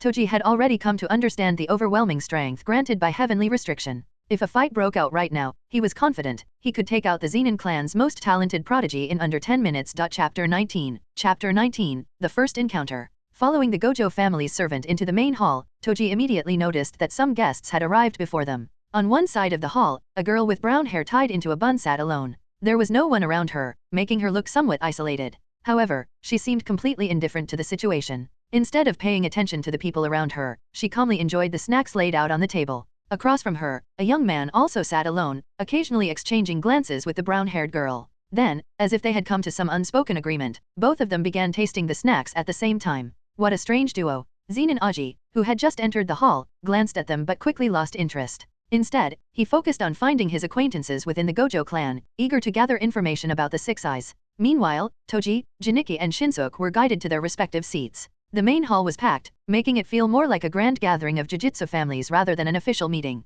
However, among the many families present, the Gojo and Zenin clans were the most prominent. To an outsider, this would seem less like a general assembly and more like a formal discussion between the two dominant sorcerer families. The waiting was tedious. After sitting still for only 5 minutes, Toji was already bored.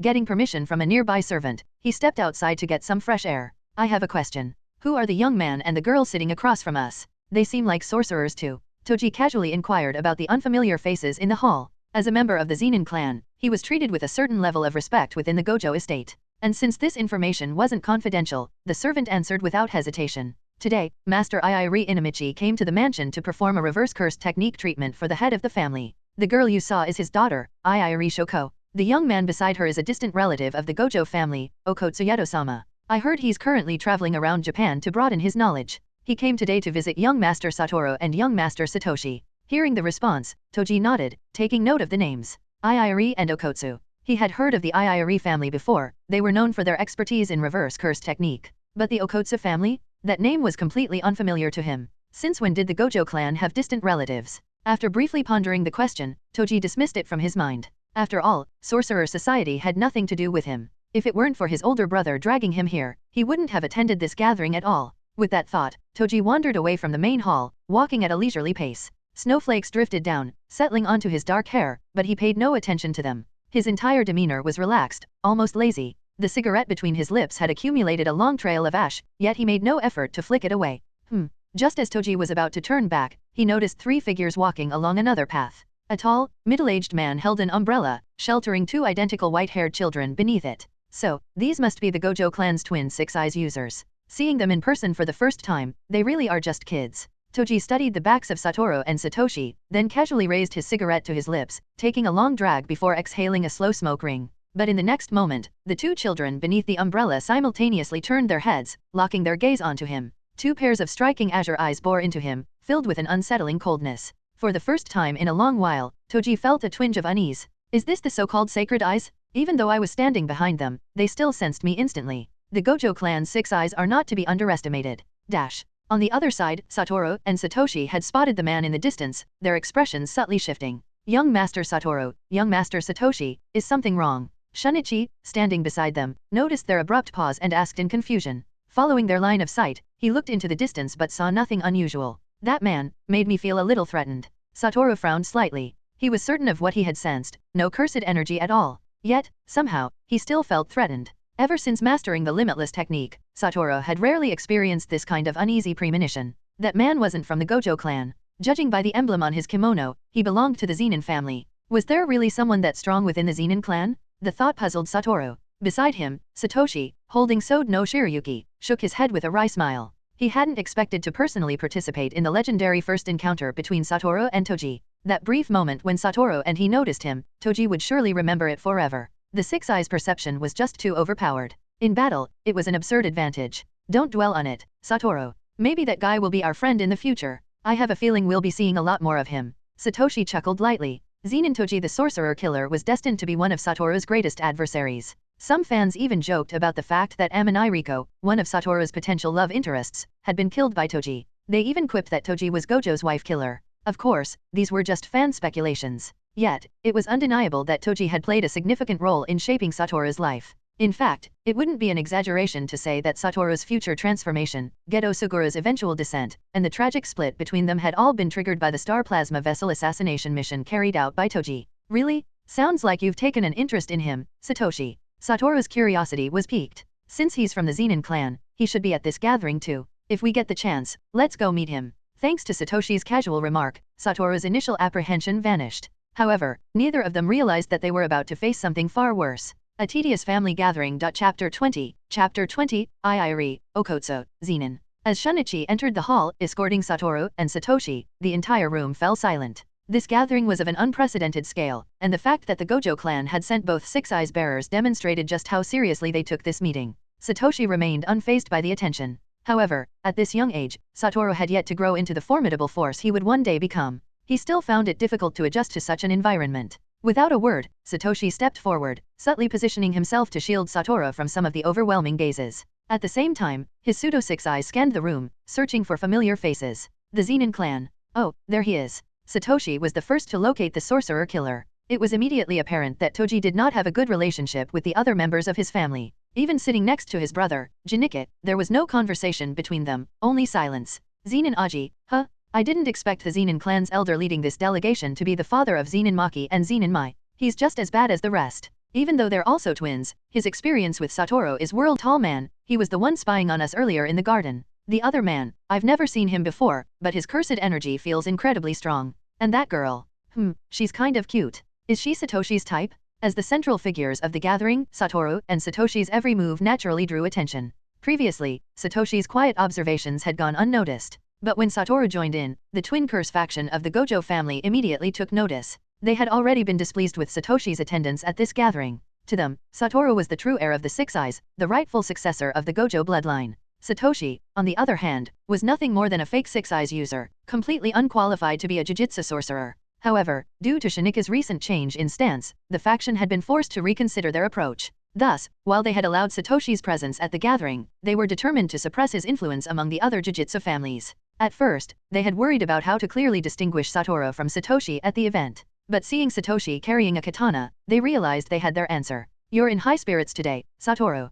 Kuma-an, the leading elder of the Gojo clan and the official host of the gathering spoke up, immediately drawing the attention of the entire room towards Satoru. Chapter 21, Make a Friend. Satoru glanced at Gojo Kuma-an. He knew that within the clan, there were two major factions, the Twin Curse faction and the Neutral faction. To him, both factions were essentially his supporters. The main difference was that the Twin Curse faction was openly hostile to Satoshi, believing that the twins were a curse upon the family. The Neutral faction, on the other hand, simply followed the will of the clan head. They weren't necessarily against Satoshi, but they also paid him no mind, choosing indifference instead of opposition. However, after the Zanpakuto incident a week ago, many elders within the clan had gained insight into the clan head's true thoughts. As a result, their attitude towards Satoshi had shifted. During this time, they had also heard of the forging explosions, 4 in total, and each time, they expected the clan head to punish Satoshi severely. Yet, each time, he merely brushed it off and had the forge repaired as quickly as possible. This made it abundantly clear just how much the clan head valued Satoshi.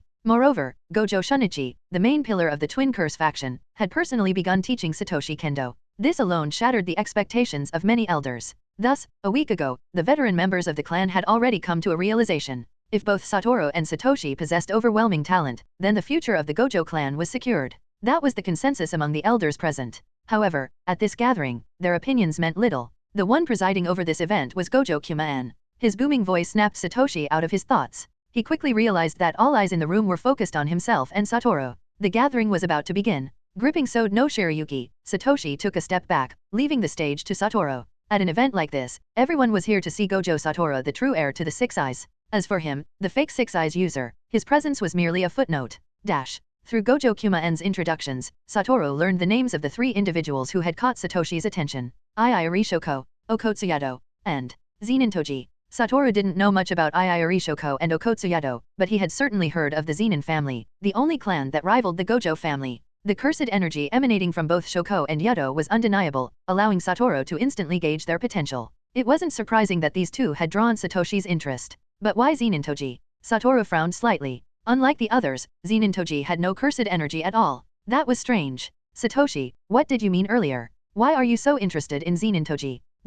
Just as Satoshi had expected, Kuma-an's introductions were heavily focused on Satoru, with only a brief mention of himself. Not that it mattered to him. His real goal for coming here was to meet Zenin Toji. Iiri Shoko and Okotsuyado were just unexpected bonuses. So, once the event transitioned into the free interaction phase, he wasted no time heading toward Toji. Toji, Toji blinked in surprise at Satoshi's direct approach. The six-eyes brat from the Gojo family. Toji hadn't expected Satoshi to call him by name so casually. He also noticed the samurai sword at Satoshi's side and quickly identified him as the other twin. Kid, you actually know my name? Gojo Satoshi, right? What do you want? Toji raised an eyebrow, sizing him up. Several members of the Zenin clan had gathered nearby. Unlike Toji, they didn't have the same sharp instincts. Upon seeing Satoshi approach, they mistakenly assumed he was Satoru. One of them, Zenin Shinsuke, stepped forward. Young Master Gojo, I advise you not to associate with this man, Shinsuke said coldly. He was born with heavenly restriction. He has no cursed energy at all, he's nothing more than a waste. Someone of your status shouldn't be seen with him.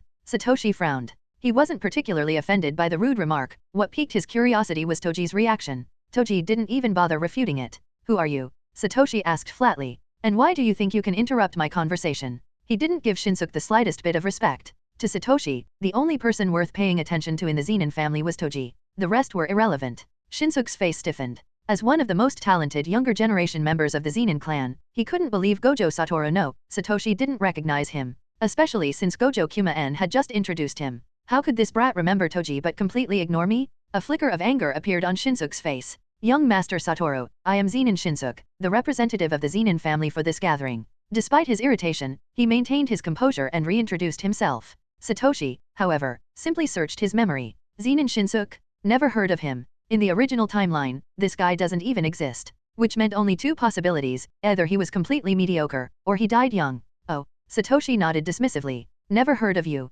Without another glance, he turned his attention back to Toji. His time was limited. He wasn't about to waste it on nobodies. As he spoke, Satoshi reached out his hand toward Toji. Toji, I think you're pretty interesting. Let's be friends. Shinsuke's expression darkened instantly. The blatant disregard burned. Meanwhile, Toji stared at the small hand extended toward him, momentarily at a loss. A 6-year-old kid wants to be friends with me? Toji absent-mindedly touched his face, confused. I know I'm not as ugly as Janike, but I'm not exactly friendly looking either. Kids usually avoid me. This was completely unexpected. But from Satoshi's perspective, he had his own plans. He needed to establish a connection with Toji now. Once he formed a bond, he'd have plenty of reasons to interact with him in the future. However, before Toji could even process Satoshi's words, Shinsuke, still fuming from being ignored, interrupted once again. Chapter 22, Imperial Duel. Young Master Satoru, Zenin Toji is trash. Someone without cursed energy is not worth knowing. As the six-eyes heir of the Gojo family, someone with heavenly restriction isn't qualified to be your friend.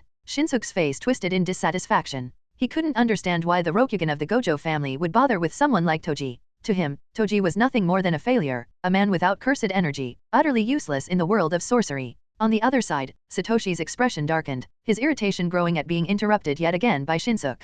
Shunichi, standing guard at Satoshi's side, now wore an openly hostile expression. Shinsuke had been spouting insults about Toji, but in doing so, he was also indirectly insulting Satoshi. Did this fool not realize that he was speaking to someone who also bore heavenly restriction, someone who also lacked cursed energy? Shunichi was about to step forward and act, but Satoshi stopped him. First, he needed Toji's acknowledgement. He wasn't sure why Toji remained indifferent, allowing Shinsuke to openly insult him like this, but at the moment, he himself had not been directly offended. As a member of the Gojo family, he couldn't act on impulse. Unfortunately, his silence was completely misinterpreted by Zenin Shinsuke. Young Master Satoru, you must be thinking the same thing as me, right? People without cursed energy have no place in the world of Jujutsu. The sorcerer world belongs to sorcerers. We are part of the 3 great families, the pinnacle of Jujutsu society. Surely, you understand that, right? Seeing Satoshi remain quiet, Shinsuke took it as agreement. His expression grew more arrogant, his insults toward Toji becoming more blatant. Until he said, in the world of sorcery, heavenly restriction is only given to trash. A sudden burst of cursed energy flared between Satoshi and Shinsuke. Heavenly restriction is trash. Satoru's voice was calm, yet chilling. His piercing blue eyes locked onto Zenin Shinsuke. What qualifications do you have to say that? His voice rang through the hall, sharp and commanding. As a direct descendant of the Gojo family and the strongest six-eyes user of his generation, his words carried an undeniable weight. The entire venue fell silent. Ii Rishoko, Okotsuyodo, Zenin Aji, Gojo Kuma-en. Everyone turned toward Satoru. Those outside the Gojo clan didn't fully understand why he was so enraged, but the members of the Gojo family knew immediately. Shinsuke's words had struck a nerve. Satoshi was a bearer of heavenly restriction. To insult heavenly restriction was to insult him. Shinsuke stiffened, taking 2 involuntary steps back under the sheer pressure of Satoru's aura. His face was filled with shock. He knew how powerful the Six Eyes was, but he had never expected to be so thoroughly oppressed by the presence of a 6-year-old child. He had made a mistake. He had assumed that the child before him was Satoru. But no, this was Gojo Satoshi. And in that moment, Shinsuke understood everything. He now knew why Satoshi had approached Toji. He now knew why Satoru was furious. He now understood why Kuma-en had barely introduced Satoshi at all, why it seemed like the clan was trying to ignore him. I see. Gojo Satoshi, you're also a bearer of heavenly restriction. Zenin Shinsuke's exclamation sent a ripple of shock through the entire hall. Rishoko, Okotsuyato, Zenin Aji. All eyes turned towards Satoshi. Heavenly restriction. The other Six Eyes user of the Gojo family was born without any cursed energy. It sounded absurd, yet, under the Gojo clan's treatment of him, it all suddenly made sense. Toji's eyes flickered with realization. Now, he understood why he felt a sense of familiarity towards Satoshi. They were the same. Both born into one of the three great families. Both raised in clans that valued cursed energy above all else. Both discriminated against by their own blood. Now, it was clear. The 6-year-old boy before him had recognized this similarity. That's why he had sought him out. A rare smile appeared on Zenin Toji's face. He looked at Satoshi silently, waiting to see how he would handle this situation. He was curious. How would this boy, who bore both the Six Eyes and heavenly restriction, respond? Would he simply endure the humiliation? Or would he fight back? Toji wanted to see it. Gojo Satoshi. He murmured, too quiet for anyone else to hear. You should be able to do it. Excuse me. Zenin Shinsuke, was it? Satoshi's voice cut through the tension, light and almost playful. You mistook me for Satoru just now, didn't you? He smiled at Shinsuke, his tone laced with amusement. Yes, I'm Gojo Satoshi. I'm not a genius sorcerer like Satoru. I have no cursed energy. I am a bearer of heavenly restriction, just like the trash you were talking about. Satoru and Shunichi frowned at Satoshi's self-deprecating words, but he raised a hand to stop them. He had no intention of letting this slide. Gripping Sode no Shirayuki at his side, he took a step forward. Zenin Shinsuke, do you really think I can't defeat you just because I lack cursed energy? Do you really believe that you represent the younger generation of the Zenin family? His voice turned cold. What you just said is a direct provocation to me. The dignity of the Gojo family cannot be trampled upon. Not even by the Zenin clan. He tightened his grip on his sword. Allow me, a so-called loser, to shatter your shallow beliefs. Zenin Shinsuke, I challenge you to an imperial duel. The imperial duel, a long-standing tradition of the three great families. To avoid unnecessary loss of powerful sorcerers, disputes between members of these clans could be settled through this formal duel. Once the duel was concluded, the results would be final. No further hostilities would be permitted between the involved parties, ensuring continued cooperation between the clans. And Satoshi had seized this chance. If he could crush Zenin Shinsuke in the imperial duel, it would serve as both a lesson and a form of retribution. Not just for himself, but for Zenin Toji as well. Even though Toji hadn't outright expressed displeasure at Shinsuke's words, there was no way he was fine with them. Satoshi exhaled. Consider this my way of proving that heavenly restriction isn't something to be looked down upon. Imperial duel. Gasps erupted throughout the hall. Chapter 23. Chapter 23. Does Satoshi have any trump cards? Shinsuke never expected to hear such an unfamiliar phrase from Satoshi's mouth. Although this kind of duel had not taken place in a long time, every core member of the three great families was aware of the custom, Zenin Shinsuke included. What he couldn't understand was why Satoshi would invoke an imperial duel over something so trivial. He acknowledged that Satoru was incredibly powerful. His speed and the sheer strength of his cursed energy earlier had surpassed his own in every aspect. However, Satoru was not the one who initiated the duel. It was Satoshi. A 6-year-old boy with heavenly restriction, someone incapable of using cursed energy, had actually challenged him, a grade 3 sorcerer, to a duel? Shinsuke's face twisted in anger. This was an insult. You have no cursed energy. If I accept this duel, it would be nothing short of bullying you. Despite his arrogance, Shinsuke carried the pride of the Zenin clan. Although he despised Toji for possessing heavenly restriction, he had never outright bullied him. Now, despite his dissatisfaction, he was unwilling to use his status as a grade 3 sorcerer to humiliate Satoshi. I refuse. His refusal was reasonable. However, Satoru was not about to let him off so easily. You just insulted my brother. That alone meets the conditions for an imperial duel. Therefore, the duel has already been established. You are not allowed to refuse. After witnessing the power of Sode no Shirayuki last time, Satoru was extremely confident in Satoshi's strength. Although Shinsuke was indeed strong, in the face of Sode no Shirayuki, a mere grade 3 sorcerer should not pose a significant threat. Originally, if Satoshi hadn't initiated the duel himself, Satoru had been fully prepared to personally teach this rude fool a lesson. But now that Satoshi was taking matters into his own hands, Satoru was more than happy to let him. Under the pressure of Satoru's overwhelming presence, Shinsuke had no choice but to accept. Young Master Satoshi, don't blame me for what happens next. His eyes gleamed coldly. I don't know what kind of trump card you think you have, but in the world of sorcery, those without cursed energy are nothing but ants before a real sorcerer. As the most talented member of the Zenin clan's younger generation, Shinsuke had never feared a battle of techniques. He was not particularly skilled in other areas, but when it came to Jujutsu combat,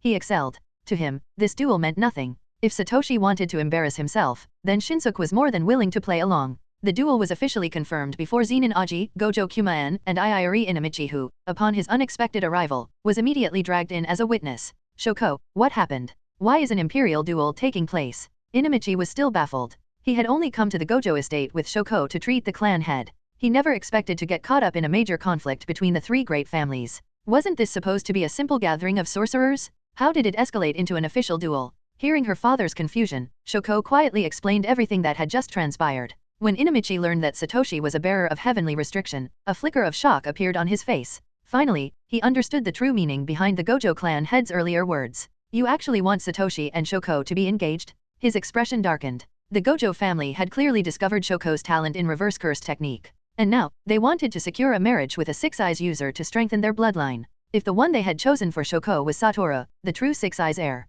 Inamichi would have had no objections. However, if they were suggesting that Shoko should be engaged to Gojo Satoshi, someone who, despite having 6 eyes, was bound by heavenly restriction and would never become a sorcerer, that was completely unacceptable. He would never allow his daughter to marry someone who could not wield jujutsu. And to make matters worse, this boy actually believed he could fight a grade 3 sorcerer using only physical combat? Has he completely lost his mind? Inamichi immediately labeled Satoshi as arrogant. However, unlike her father, Shoko sensed that Satoshi was different. Even though he had no cursed energy, her gaze remained locked on the katana in Satoshi's hand. Satoshi, are you skilled in kendo? She could sense that the sword was special, but could swordsmanship alone compare to jujutsu? Shoko wasn't sure, but she was curious to see how Satoshi would handle this duel. Unlike her father, she wasn't convinced that cursed energy was the only path to strength. Meanwhile, Zenin Aji and Gojo Kumaen remained entirely unaffected by the confrontation between Satoshi and Shinsuke. Each of them had their own goals and priorities. To Gojo Kumaen, Satoshi was not someone he favored, so he didn't care about the outcome of the duel. As long as Satoru continued to grow, Satoshi's reputation or lack thereof was irrelevant. Eventually, the difference between them would become obvious. To Aji, Shinsuke was merely a moderately talented member of the younger generation. He had no interest in the younger generation. What he did care about was how to use this duel to strengthen his own influence. His goal was simple: to one day become the head of the Zenin clan. On the training grounds of the Gojo estate, Satoshi and Shinsuke stood opposite each other. Toji observed with amusement. He rarely displayed his strength in front of others, but he knew for a fact Shinsuke was not his match. Still, he was interested to see what kind of fighting style Satoshi would use. Would he rely on pure physical strength, like Toji himself? That seemed unlikely. Satoshi was only 6 years old, far too young to fully develop peak physical abilities. So, what kind of trump card does Gojo Satoshi have? The other members of the Gojo family also gathered around to watch. Like Shoko, their attention was drawn to the Zanpakuto in Satoshi's hand sewed no Shirayuki. A week ago, rumors had spread that Gojo Satoshi had forged a powerful cursed tool.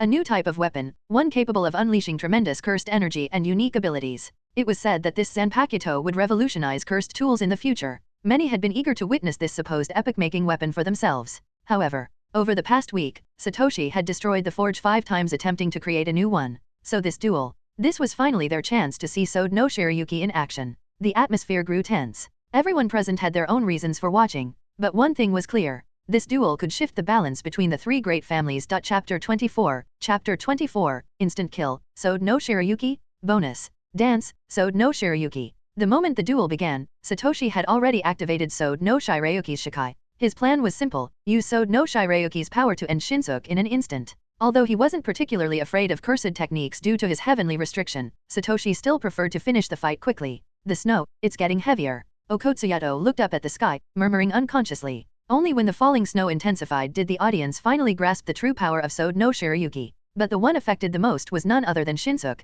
who stood directly across from Satoshi. As he continued to unleash the Zenin family's signature techniques, Shinsuke gradually realized something chilling. Under Sode no Shirayuki's influence, he had already fallen into Satoshi's trap. First dance, White Moon. With Satoshi's low command, a towering avalanche of snow materialized out of nowhere, completely freezing Shinsuke in an instant. What was initially expected to be a one-sided battle had ended in an utterly unforeseen manner. Indeed, it was a crushing defeat. But everyone had miscalculated which side would be crushed. The Zenin family's prodigy, someone hailed as a rising star, was utterly powerless against Satoshi's cursed tool. As official witnesses to the duel, Aji's face darkened, Kumaen smirked in amusement, while Inamichi was utterly shaken. Even though Aji never thought highly of Shinsuke, he still acknowledged his strength. He could accept Shinsuke losing to Gojo Satoru, a true wielder of the 6 eyes. But losing to Gojo Satoshi, someone with no cursed energy at all, was completely beyond his expectations.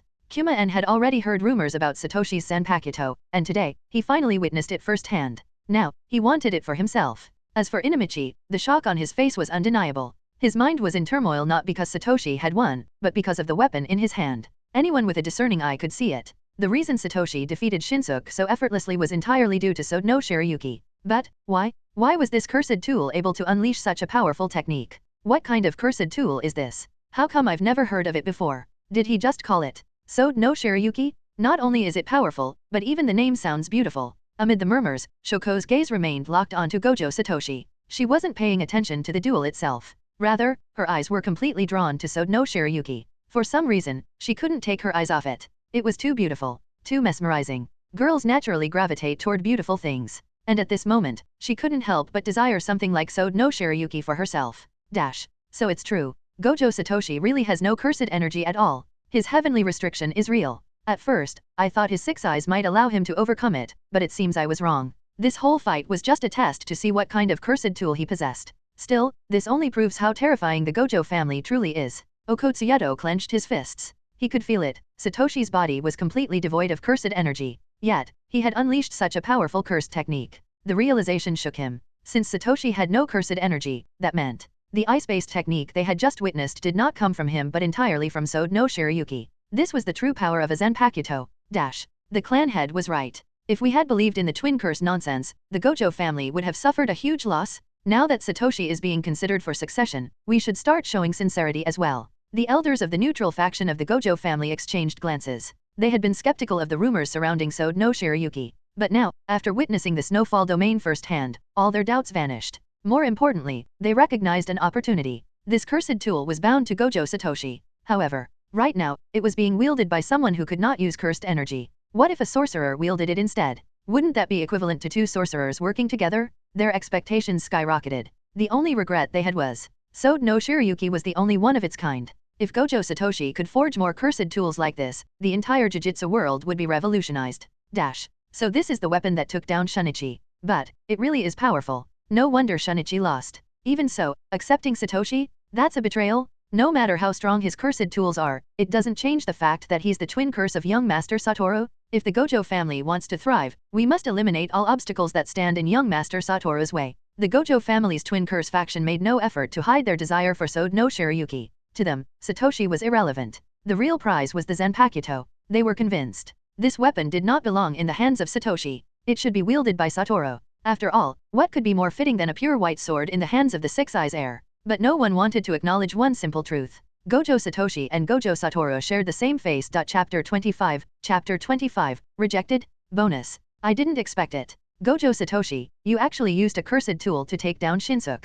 This was beyond my expectations. As someone bound by heavenly restriction, are you focusing on developing your physical strength instead? I have to admit, that's a solid choice. Cursed tools are valuable assets. Maybe I should start collecting some myself. Toji narrowed his eyes as he observed Satoshi from the training grounds. The battle just now had made one thing clear to everyone. The cursed tool in Satoshi's hands was terrifyingly powerful. But Toji knew better. Satoshi himself was just as formidable. Even if he hadn't used Sode no Shirayuki to instantly kill Shinsuke, Toji was certain that Satoshi's raw physical ability alone would have been enough to defeat him, especially given Shinsuke's overconfidence. Do you want to be my friend? I acknowledge you, Gojo Satoshi. Toji smirked and turned away, dark amusement flickering in his eyes. A new friend, huh?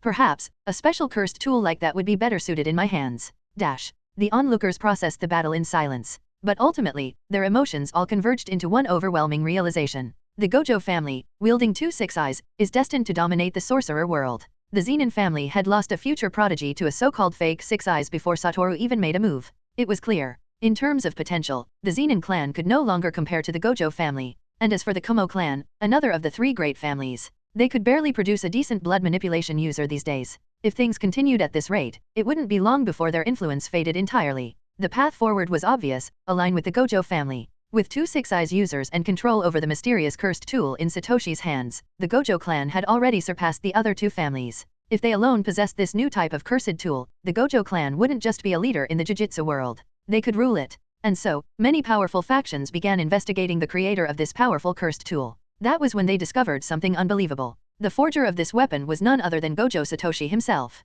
How was that possible? A 6-year-old child had forged such a masterpiece? Even more terrifying. The Zanpakuto he created could not only shift forms but also produce an entirely new type of cursed technique. An ability unlike anything recorded in Jujutsu history. First dance, White Moon. The name of that technique would be etched into the history of sorcery forever. At this moment, everyone wanted Gojo Satoshi for themselves.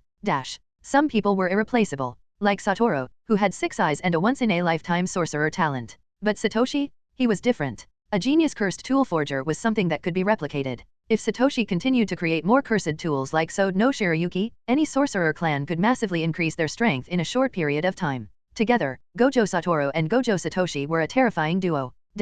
The gathering at the Gojo estate came to an end. With Shinsuke frozen solid by first dance, White Moon, Zen and Aji stepped forward, acknowledged Satoshi's victory, and finally freed Shinsuke from the ice. Humiliated, the Zenin clan wasted no time leaving the Gojo estate. By the time Satoshi regained his focus, Toji was already gone.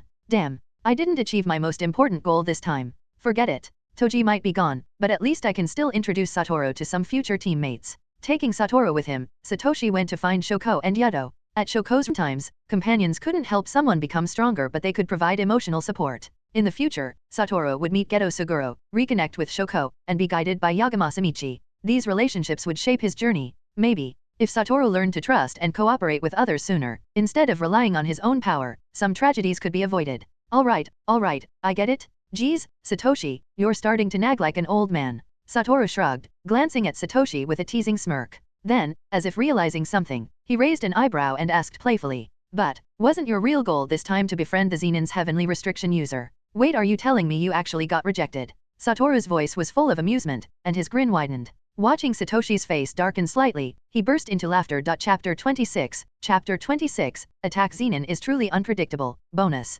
Satoshi let out a long sigh. It seemed he still hadn't formed a strong enough bond with Toji. Even though defeating Shinsuke had helped Toji vent some frustration, it was impossible to say whether this incident had earned him any recognition from the man. "It's fine, Satoru. Trust me, this Zenin Toji is going to be a powerhouse in the future. Satoru, if you're not careful, even as the strongest sorcerer, you might not be able to defeat Zenin Toji." In an attempt to make Satoru take the man seriously, Satoshi even dropped a few hints about their future conflicts. Unfortunately, the ever-carefree Satoru didn't take his words seriously and merely laughed. Yeah, I get it. Don't worry. If even you can befriend him, I can definitely make him my friend too. Satoru stretched and casually slung an arm around Satoshi's neck. By the way, Sode no Shirayuki has already been touched by Shoko, so there shouldn't be any problem with me checking it out, right? Deep down, Satoru genuinely liked the Zanpakuto, Sode no Shirayuki. He imagined that if he could wield it alongside his limitless technique, he'd undoubtedly become the coolest guy in the entire Jujutsu world. Seeing that Satoru was still fixated on Sode no Shirayuki, Satoshi could only sigh helplessly. Alright, take it and have a look. Seriously, didn't I already tell you I'd forge a new one for you later? Why are you in such a hurry? He casually tossed Sode no Shirayuki towards Satoru, intending to humor him. However, the moment the sword left his grip, Satoshi was struck by an intense sense of danger. A dark shadow suddenly materialized in front of them, and a powerful arm shot forward, reaching straight for Sode no Shirayuki. The attack wasn't an assassination attempt. This person's goal was clearly to snatch the blade. Seeing this unfold, Satoshi was momentarily shocked before quickly realizing just how physically formidable the assailant was. "Toji, it's you? Why are you still here?" Satoshi shouted in surprise. But the moment the words left his mouth, he realized how pointless the question was. Toji's intent was obvious, why even bother asking? His target was Sode no Shirayuki. Even though Satoshi and Toji weren't enemies, and Toji didn't harbor any particular hostility toward him, there was no way he could allow the man to take Sode no Shirayuki. The moment Toji made his move, Satoshi instantly reached out to reclaim the sword. "Dance, Sode no Shirayuki." As he called out the Zanpakuto's Shikai command, the blade underwent a transformation. The hilt was now adorned with a flowing white ribbon. Seizing the opportunity, Satoshi grabbed the ribbon and yanked Sode no Shirayuki back into his grasp. At the same time, Satoru activated his limitless technique, erecting an invisible barrier to halt Toji's advance. "Satoshi, this is the guy you call a friend." Satoru's expression twisted in confusion. This was the Gojo clan's residence. How could Toji dare to launch an attack here? More importantly, the man had no trace of cursed energy, yet he possessed such terrifying physical prowess. "My dear young master, I really like this cursed tool of yours." Toji grinned as he casually stepped back, his eyes fixed on Sode no Shirayuki. "You wanted to be my friend, right? Then why don't you let this blade serve as proof of our friendship?" The smile on Toji's face was unsettling. After his initial attempt failed, he put some distance between them and observed Satoshi and Satoru carefully. "You bastard! This is Satoshi's weapon, why the hell would I just hand it over to you?" Satoru snapped, clearly irritated. However, Satoshi, still holding Sode no Shirayuki, had already calmed down. Toji's words didn't sound like those of someone desperate to obtain the sword. Rather, he seemed to be testing them. It was clear that Toji wanted to gauge both his and Satoru's strength. The Zenin clan had its own sense of pride. Even though Satoshi had effortlessly crushed Shinsuke earlier, proving himself far superior. Toji wasn't the type to simply accept such an outcome. If he truly wanted to consider Satoshi as an equal, he first needed to test him. If the difference in strength was too great, any so-called friendship would be meaningless. More importantly, Toji had noticed something interesting. Satoshi, a sorcerer with the heavenly restriction, was able to wield such a powerful cursed tool. If Satoshi could use it, then could he as well? At this moment, Toji was in peak physical condition. Even though he was up against two Six Eyes users, he still firmly believed he could win. However, he also understood the situation. This was the Gojo clan's territory. His first strike had failed, any further action would only attract unwanted attention. And just as he predicted, within mere seconds, Satoru's surge of cursed energy had already drawn the notice of several Gojo clan sorcerers. Shunichi was the first to arrive, immediately taking a defensive stance beside Satoru and Satoshi. At the same time, Shoko and Yato also rushed over, drawn by the sudden spike in energy. Young Master Satoshi, young Master Satoru, are you alright? Shunika's voice carried a hint of tension. Although he was no longer Satoru's personal guard, he still kept a close eye on the clan's most valuable assets, the Six Eyes users. Now, however, he wasn't just looking after Satoru. Satoshi, too, had become someone to protect. I'm fine. Satoshi shook his head, his gaze locked onto Toji. At that moment, the heavenly restriction within him seemed to stir. The man standing before him, the legendary sorcerer killer, was a reflection of his future. A part of him longed for a fight with Toji. Uncle Shunichi, I need you to keep everyone else out of this. Satoshi's voice was steady. Shunichi hesitated for a moment, processing Satoshi's words. Chapter 27, Satoshi vs Toji, bonus. This doesn't make sense. Zenin Toji is just an ordinary person, a bearer of the heavenly restriction. He doesn't have any special cursed tools like the ones in young Master Satoshi's hands. How could he force young Master Satoru to use Limitless to block him? How could someone without any cursed energy make young Master Satoru feel threatened? Shunichi was in shock, but his face remained calm as he gave Satoshi a slight nod. After witnessing Satoshi's bet earlier, Shunichi had realized that his way of thinking was different, unconventional, but undeniably sharp. If Satoshi was making this decision, then perhaps Zenin Toji truly wasn't hostile. After all, both the Zenin and Gojo families were among the big three sorcerer clans. There was no way the Zenin clan would send one of their direct descendants to openly attack the Gojo family's Six Eyes users. Satoru, let me handle this. Satoshi patted Satoru's shoulder, still gripping Sode no Shirayuki. This was a battle between two heavenly restricted beings. There was no need for Satoru, the pride of Jujutsu society, to get involved. You sure? Don't underestimate him, Satoshi. He doesn't have cursed energy, but he's strong. Satoru looked doubtful. While he didn't sense any hostility from Toji, his sudden attack had been far from friendly. Satoshi taking the initiative to fight wasn't a problem, but Satoru knew how terrifying Toji's raw power was. Even with Sode no Shirayuki, could Satoshi really win? Yeah, Satoru. He's testing my strength, it'd be rude if I didn't respond. Satoshi smiled, his tone casual. Besides, keep an eye on the surroundings for me. Who knows? In the future, you might need his help to get materials for your Zanpakuto. In his past life, Toji had possessed plenty of cursed tools. There had to be some method he used to acquire them. Hearing this, Satoru's eyes lit up. He had no idea what Satoshi meant, but if it was about his future Zanpakuto, he was willing to compromise on anything. He shot a long look at Toji before finally stepping aside, helping Satoshi manage the situation while driving away onlookers. Toji narrowed his eyes, watching Satoshi's movements with mild surprise. He hadn't expected Satoshi to make such a decision. What gave this kid such confidence? The corners of Toji's mouth curled up slightly. This brat was interesting. Even though Satoshi had trained his body through the heavenly restriction, the gap between them was too wide. Unlike Satoshi, who was still a kid, Toji had fully matured. Physically, Satoshi wasn't even close to his level. And as for that fancy cursed tool, Sode no Shirayuki, Toji had already seen through its ability. As long as he avoided its technique, Satoshi would be nothing more than prey on the chopping block. Satoshi had made his choice. Now, Toji would use his crushing victory to prove that he was the one worthy of being called strong. His smirk turned ice cold. Sode no Shirayuki, still in Satoshi's hand, began radiating a biting chill. Shoko, step back. This fight won't be normal. Yato moved in front of Shoko, shielding her. With his immense cursed energy reserves, he could feel how dangerous this battle was going to be. This was a duel in the world of Jujutsu, but the two fighters weren't sorcerers. It was a clash between two heavenly restricted beings. Satoshi's in danger. That Zenin guy is strong, he might not be able to win. Shoko's voice was laced with concern. She didn't want to see her new friend suffer a crushing defeat. Yeah, Zenin Toji is a serious threat. Yuto's tone was firm. But, Shoko, trust Satoshi. He definitely has something up his sleeve. Earlier, even Zenin Shinsuke couldn't force Satoshi to reveal his trump cards. But Toji, he might just be strong enough to push him to his limits. Yato watched the two figures in the distance, excitement flashing in his eyes. This fight was going to be good. Shoko, however, still looked uneasy. She could only watch and hope for the best. On the other side, Satoru and Shunichi crouched down, watching the fight unfold. A sharp gust of wind swept through the air. For a brief moment, it felt like even the falling snow had paused. Then, a massive wave of ice erupted, surging toward Toji like an avalanche. Satoshi had taken the first move. If Toji got caught in that snowstorm, the battle would end instantly. First dance, White Moon. Satoshi didn't even call out the technique's name. With Sode no Shiryuki in hand, he executed the attack silently, proving just how much his control over the Zanpakuto had advanced. But, it's useless, Satoshi. Toji's voice echoed from all directions. You should know better than anyone, as a bearer of the heavenly restriction, my speed is far beyond what ice can keep up with. His words sent a ripple of shock through the watching crowd, not just because of his speed, but because of how casually he kept referring to the heavenly restriction. For most sorcerers, the heavenly restriction was considered a curse, a defect, a fate worse than death. But to Satoshi and Toji, it was a gift. Chapter 28, Chapter 28, The Second Dance, White Ripple, Bonus. The onlookers were perplexed, but in the center of the battle, Zenin Toji and Gojo Satoshi understood each other's words perfectly. Gojo Satoshi, you've lost. As Toji's voice rang out again, everyone's eyes shifted behind Satoshi. At that moment, Toji had already appeared behind him. No one believed he was bluffing.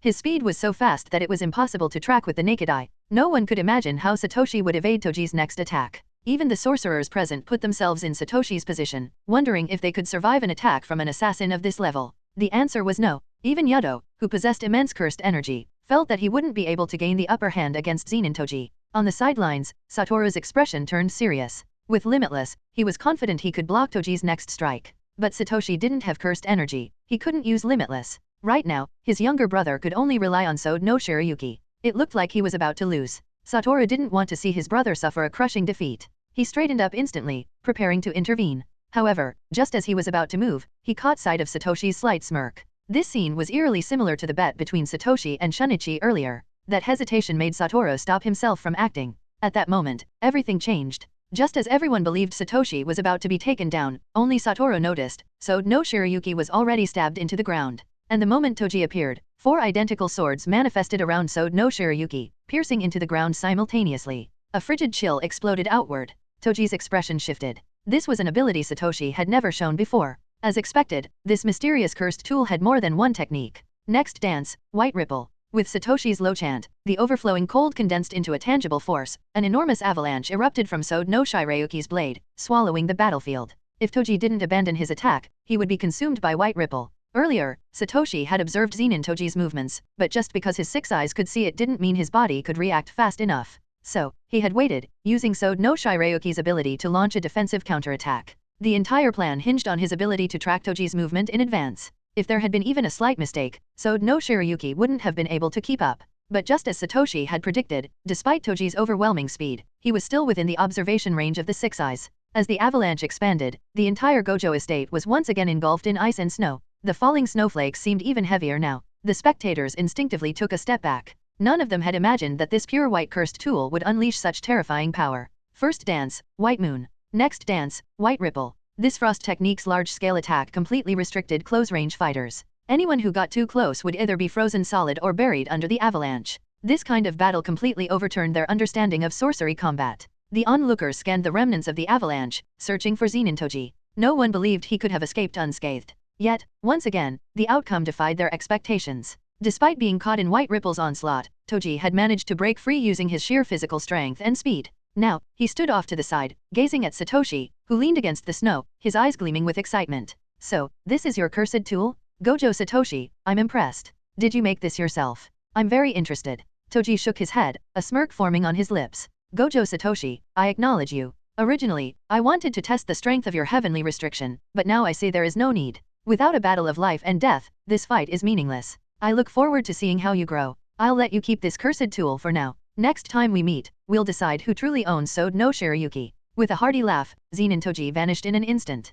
The crowd was left in stunned silence, staring at Satoshi and the pure white Zanpakuto in his hand. Chapter 29. Chapter 29, Maybe It's Not a Curse, Bonus. Satoshi, you stole the spotlight again. I didn't expect Sode no Shiryuki to have not only the first dance but also the second dance. So, does that mean there's a third dance? Satoru stroked his chin, his eyes filled with anticipation as he gazed at Sode no Shiryuki. He trusted Satoshi's words completely. Since Satoshi had agreed to forge a brand new Zanpakuto for him, he had every reason to look forward to it. The shock that Shoko and Yado felt toward Sode no Shiryuki had already been deeply imprinted in their minds. This cursed tool completely overturned their understanding of what cursed tools could be. Satoshi, Someone capable of forging a cursed tool like this might be even more important to the world of sorcery than Satoru himself. Although Shoko was still young, she had already developed a solid foundation of knowledge. As a genius in reverse curse technique, her understanding of cursed tools far exceeded that of most sorcerers. There was only one Gojo Satoru. His overwhelming power could elevate the peak combat strength of the entire sorcery world. But Gojo Satoshi could technically forge more than one cursed tool. If a cursed tool could be equivalent to a grade 1 sorcerer, then didn't that mean possessing Gojo Satoshi was equivalent to having an entire team of grade 1 sorcerers? Everyone says those with heavenly restriction and no cursed energy are trash. But now, with the emergence of Zenin Toji and Gojo Satoshi, shouldn't that perception be shattered? Heavenly restriction, a curse? Are we sure it's not actually a blessing? Yado's eyes gleamed with excitement. Coming to the Gojo clan had been the right choice. This surpassed anything he had gained from traveling across Japan. Six-Eyes Twins, heavenly restriction, a mysterious cursed tool. The Gojo clan's foundation was probably deeper than any other clan in the entire sorcery world. If they could fully harness these three factors, their dominance in the sorcery world would become utterly unshakable. But as he thought about it, Okotsuyuta couldn't help but laugh. Six Eyes, heavenly restriction, these were not things one could obtain simply by wanting them. These were divine gifts, impossible to replicate. Which meant the only thing that could be replicated was the mysterious cursed tool in Satoshi's hand, which housed so many powerful techniques. Twins. In any ordinary sorcerer family, twins were seen as a curse. Yet, within the Gojo clan, they had produced such an overwhelming force. Perhaps, curses were nothing more than human delusions. Maybe twins were actually the ones truly blessed by the will of the world. A thought crossed Yado's mind. In the future, he wanted to have twins too. He wanted to raise children as gifted as Satoru and Satoshi.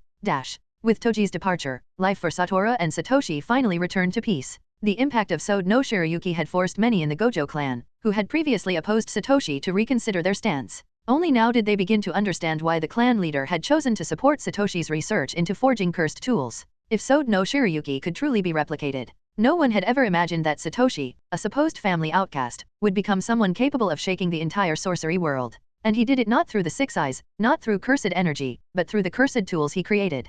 Gojo Takiya's forge. After seeing Satoru off, Satoshi immersed himself in forging cursed tools once again. Ever since creating Sode no Shirayuki, he had not been able to successfully forge another Zanpakuto. Satoshi wasn't sure if it was due to a cooldown period in the forging process or if he was missing a crucial component, but the second Zanpakuto simply refused to manifest. It was frustrating. But until he fully understood the forging process, all he could do was keep trying. In Satoshi's mind, even if he could only forge one Sode no Shirayuki, it was already a massive breakthrough. Besides, he had also mastered the 4 fundamental Shinigami techniques: Zanjutsu, swordsmanship, Hakuda, hand-to-hand combat, Ho-Ho, footwork, and Kido, demon arts. If he pushed these 4 techniques to their limits and combined them with Sode no Shirayuki and Shunko, wouldn't that put him at the top of this world? Satoshi calmed himself, setting aside his frustration over the second Zanpakuto. Instead, he shifted his focus to the new connections he had made today. I didn't expect that at this point in time, he was already so abnormal. At his current age, Toji already has such monstrous strength.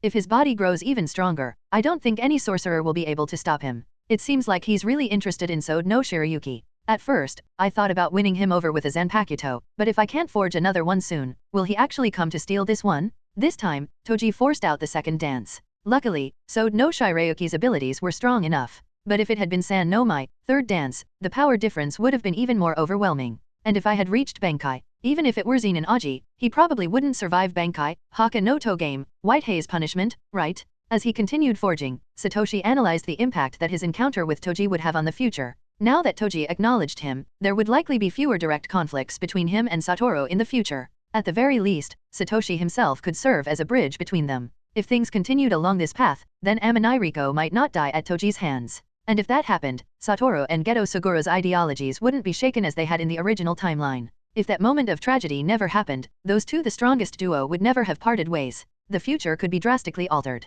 But for Satoshi, preventing Satoru and Geto Sugura from reaching that breaking point was something worth doing. He understood that as long as they continued exorcising cursed spirits, their views would inevitably be challenged. Even so, he refused to let history repeat itself. If the sorcery world truly needed change, then it wouldn't be Satoru or Suguru to do it. It would be him. Satoshi had his own plans. Chapter 30, Repeated Forging Failures. 1 month later. Gojo Takiya's forge. Failed again. Yeah, looks like I failed again. Seems that way. 3 voices echoed in the forge. Veins throbbed on Satoshi's forehead, his expression dark and irritated. Over the past month, he had attempted to forge cursed tools countless times. Not only had he failed to create another Zanpakuto, but he hadn't even managed to craft an ordinary cursed tool. At this point, he was seriously starting to question whether something was wrong with his system. Satoru, Toji, and Takia stood nearby, watching the process unfold. Their conversation made Satoshi lose the last bit of motivation he had left. Why don't you just hand over your Sode no Shirayuki to me? You promised to forge a Zanpakuto for me. If you really can't do it, then just give me yours instead. Toji stretched his arms lazily before ruffling Satoru's hair, looking completely at ease. Ever since their last battle, Toji had been hanging around Satoshi constantly. After much persuasion, he had finally gotten Satoshi to agree to craft a personal Zanpakuto for him. As part of the deal, Toji agreed to join the organization Satoshi planned to establish in the future. At the time, it seemed like a great trade. Satoshi had intended to set up a Yorozuya-style agency, inspired by Sakata Jintoki, handling bounty requests, exorcising cursed spirits, and studying the inner workings of the sorcery world. But now, he hadn't expected that after an entire month, he still wouldn't be able to forge another Zanpakuto. Now, his deal with Toji was starting to feel really awkward. Toji, I don't want you as my clerk anymore. Let's just cancel the deal. Satoshi was starting to get fed up with him. The image of this future sorcerer killer that he had in his mind was completely shattered. Who would have thought that Toji was such a gossip? In the anime, he had been a quiet, no-nonsense kind of guy. Cancel the deal? Nah, I don't agree to that. Toji grinned, his eyes narrowing in amusement as he laughed. I hereby declare that Satoshi has breached our contract. So, as compensation, I'll be taking Sode no Shirayuki as payment. Sounds like a fair deal, don't you think? I don't have to give up anything, and I get Sode no Shirayuki for free. What a bargain. Toji gave Satoshi a thumbs up. Satoshi clenched his fists, his irritation rising. On the other side of the room, Satoru picked up one of the failed forges, examining the scrap metal with a teasing smirk. His deep blue eyes gleamed mischievously. Satoshi, Sode no Shirayuki is mine. You promised to forge my Zanpakuto first, remember? First come, first served. I was at least a week ahead of Toji. His tone was dripping with sarcasm, but in truth, Satoru wasn't actually that concerned about getting a Zanpakuto for himself. He just didn't want Satoshi to give up on his research. After all, if Satoshi had managed to forge one Zanpakuto, then surely, he could forge more in the future. But right now, Satoshi's confidence was at an all-time low. For the past month, he had tried everything. At first, he thought maybe he was lacking cursed tools as materials, so he had applied for some from the Gojo clan's storage. They even provided him with grade 1 cursed tools for experimentation. Yet, after burning through so many resources, he still failed to forge a new Zanpakuto. It wasn't just frustrating for him, the entire clan was starting to doubt his forging ability. The Gojo clan couldn't afford to waste any more cursed tools, and as time passed, even the neutral faction who had initially supported him began to waver. Before, when Sode no Shirayuki was first revealed, they had believed that Satoshi could help the Gojo clan achieve a revolutionary breakthrough. But now, after witnessing his repeated failures, their confidence was quietly fading. Gojo Satoshi was just a flash in the pan. Sode no Shirayuki was just a coincidence. If these cursed tools can't be replicated, then the clan leader's investment in him is meaningless. We can't afford to keep throwing resources at him. The re-emergence of doubt gave power back to the Curse faction, who had previously been silenced. Gojo Kuma-en, the leader of the Twin Curse faction, was the first to hear the news. At first, he felt a pang of regret, thinking the Gojo clan had once again just barely missed their chance at something great. But soon after, he doubled down on his old beliefs. Once again, he announced to the clan that Satoshi's presence was negatively affecting Satoru. Satoru, who had once been completely focused on mastering his cursed techniques, had now been wasting time in Satoshi's forge for an entire month. And he wasn't the only one, Toji had been loitering around as well. This was unacceptable for the future of the Gojo clan.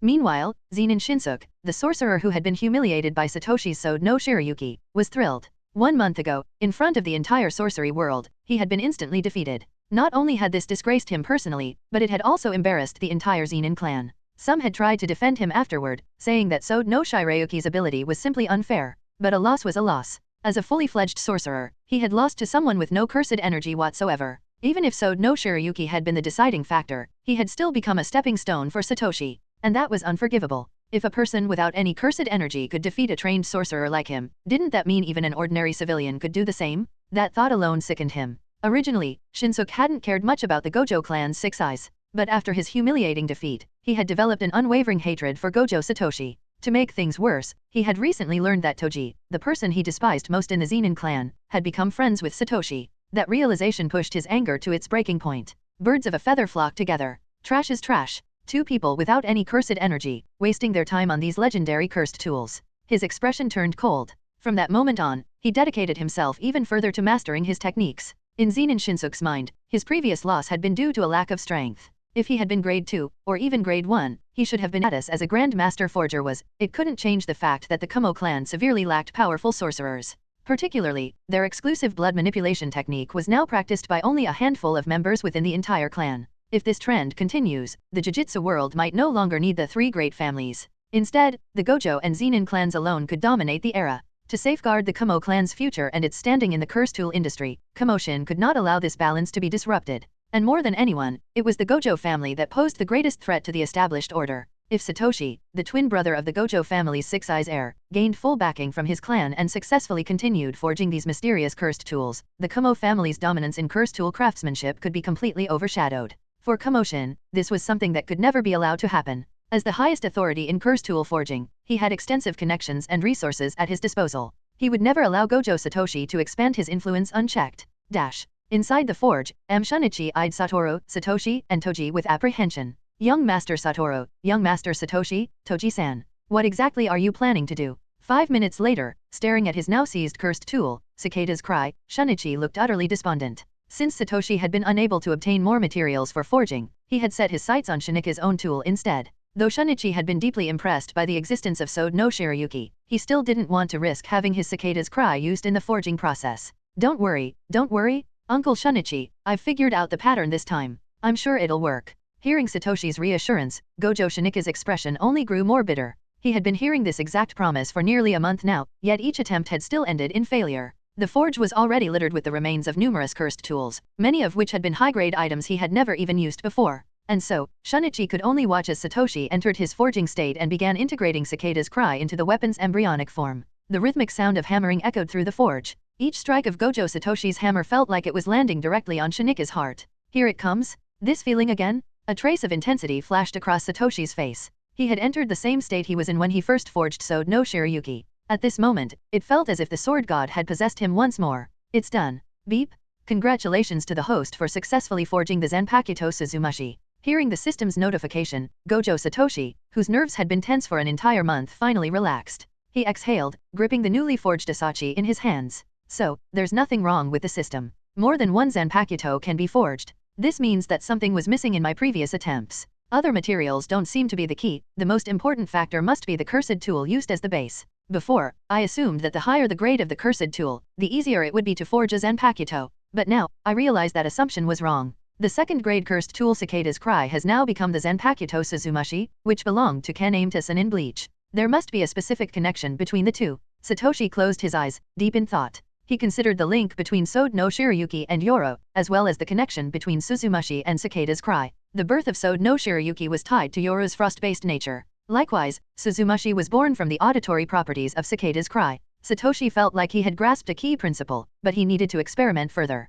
Seeing Satoshi suddenly, the only downside was that each Zanpakuto could only provide one skill, and only from its first borrower. This meant he couldn't repeatedly lend his Zanpakuto to multiple people, harvest an array of skills, and then redistribute the swords to new wielders. This restriction made one thing clear: he had to be careful in choosing who borrowed his Zanpakuto. If he lent it to someone ordinary, he would likely only receive a basic or useless ability. Still, the most broken ability of borrowed sword was the shared vision with his Zanpakuto and the ability to communicate with the borrower through its spirit. This meant that even without leaving his home, he could observe and experience countless battles. He could even use his Zanpakuto as a long-distance communication device, essentially turning his blades into a supernatural cell phone. Satoshi furrowed his brow slightly. He had only scratched the surface of this ability, but he was sure that with time, he would discover even more ways to exploit it. He quickly opened his system panel. 2 Zanpakuto were now displayed on the interface. Zanpakuto, Sode no Shirayuki, owner, Gojo Satoshi, borrower, none.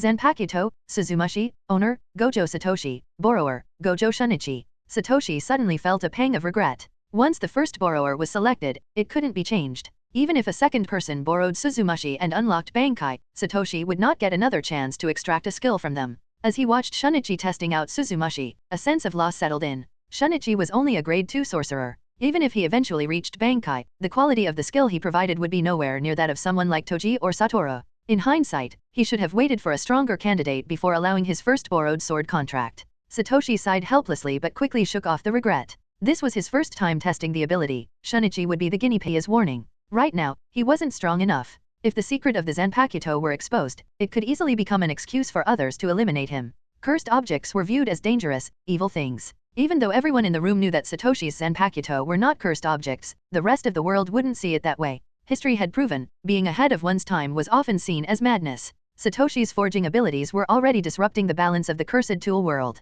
The blacksmiths of the Jujutsu world would see him as a threat, and if word got out that his creations had souls, they wouldn't stop at simple opposition. Shunichi, Takia said, his voice firm. You must protect the secret of Suzumashi. You should know how special this Zanpakuto is. With your current strength, you shouldn't even have the right to wield something like this. You were only given this opportunity because of your relationship with Satoru and Satoshi. Takia's eyes narrowed. I know you had ties to the Twin Curse faction before, but from this day forward, I want you to think carefully. Who do you believe will truly lead the Gojo family forward? The Twin Curse faction? Or these two? Shunichi froze. Then, after a long pause, he nodded.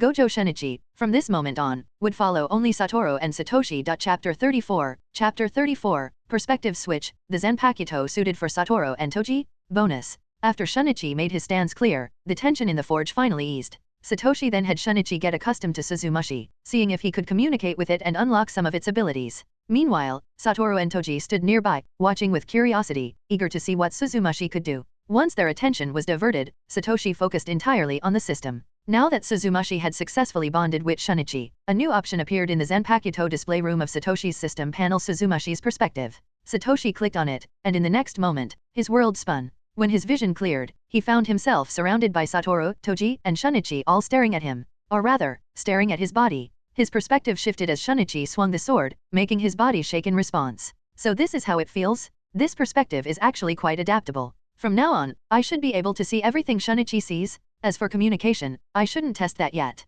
It'd be too hard to explain if I scare them. I'll try it later when Shunichi is alone. Satoshi tested the system's function before switching his vision back to his own body, though he couldn't help but feel a bit disappointed. What a shame. So many system functions are still locked. If the system were fully operational, I'd be able to defeat everyone instantly by now. After sighing inwardly, he refocused and turned his gaze toward Satoru and Kaiden, a fully trained swordsman permitted to use the school's name in formal competitions. Menkyo Kaiden, the highest rank, granting permission to pass on the school's techniques and establish a dojo. For example, Katetsu had not yet reached Kaiden, so he wasn't allowed to introduce himself as a swordsman of Gojo Kyakushin Ryu. He could only say he practiced its techniques. On the other hand, Shunichi was already a Menkyo Kaiden of Gojo Kyakushin Ryu, meaning he could teach in the Gojo family's dojo or even start his own outside the clan. Looking at his disciple, Shunichi frowned in confusion. For the past month, his attention had been completely occupied by Satoshi's forging experiments, and he couldn't recall making any specific plans. Moreover, Katetsu had come from the dojo. Could this be related to the dojo?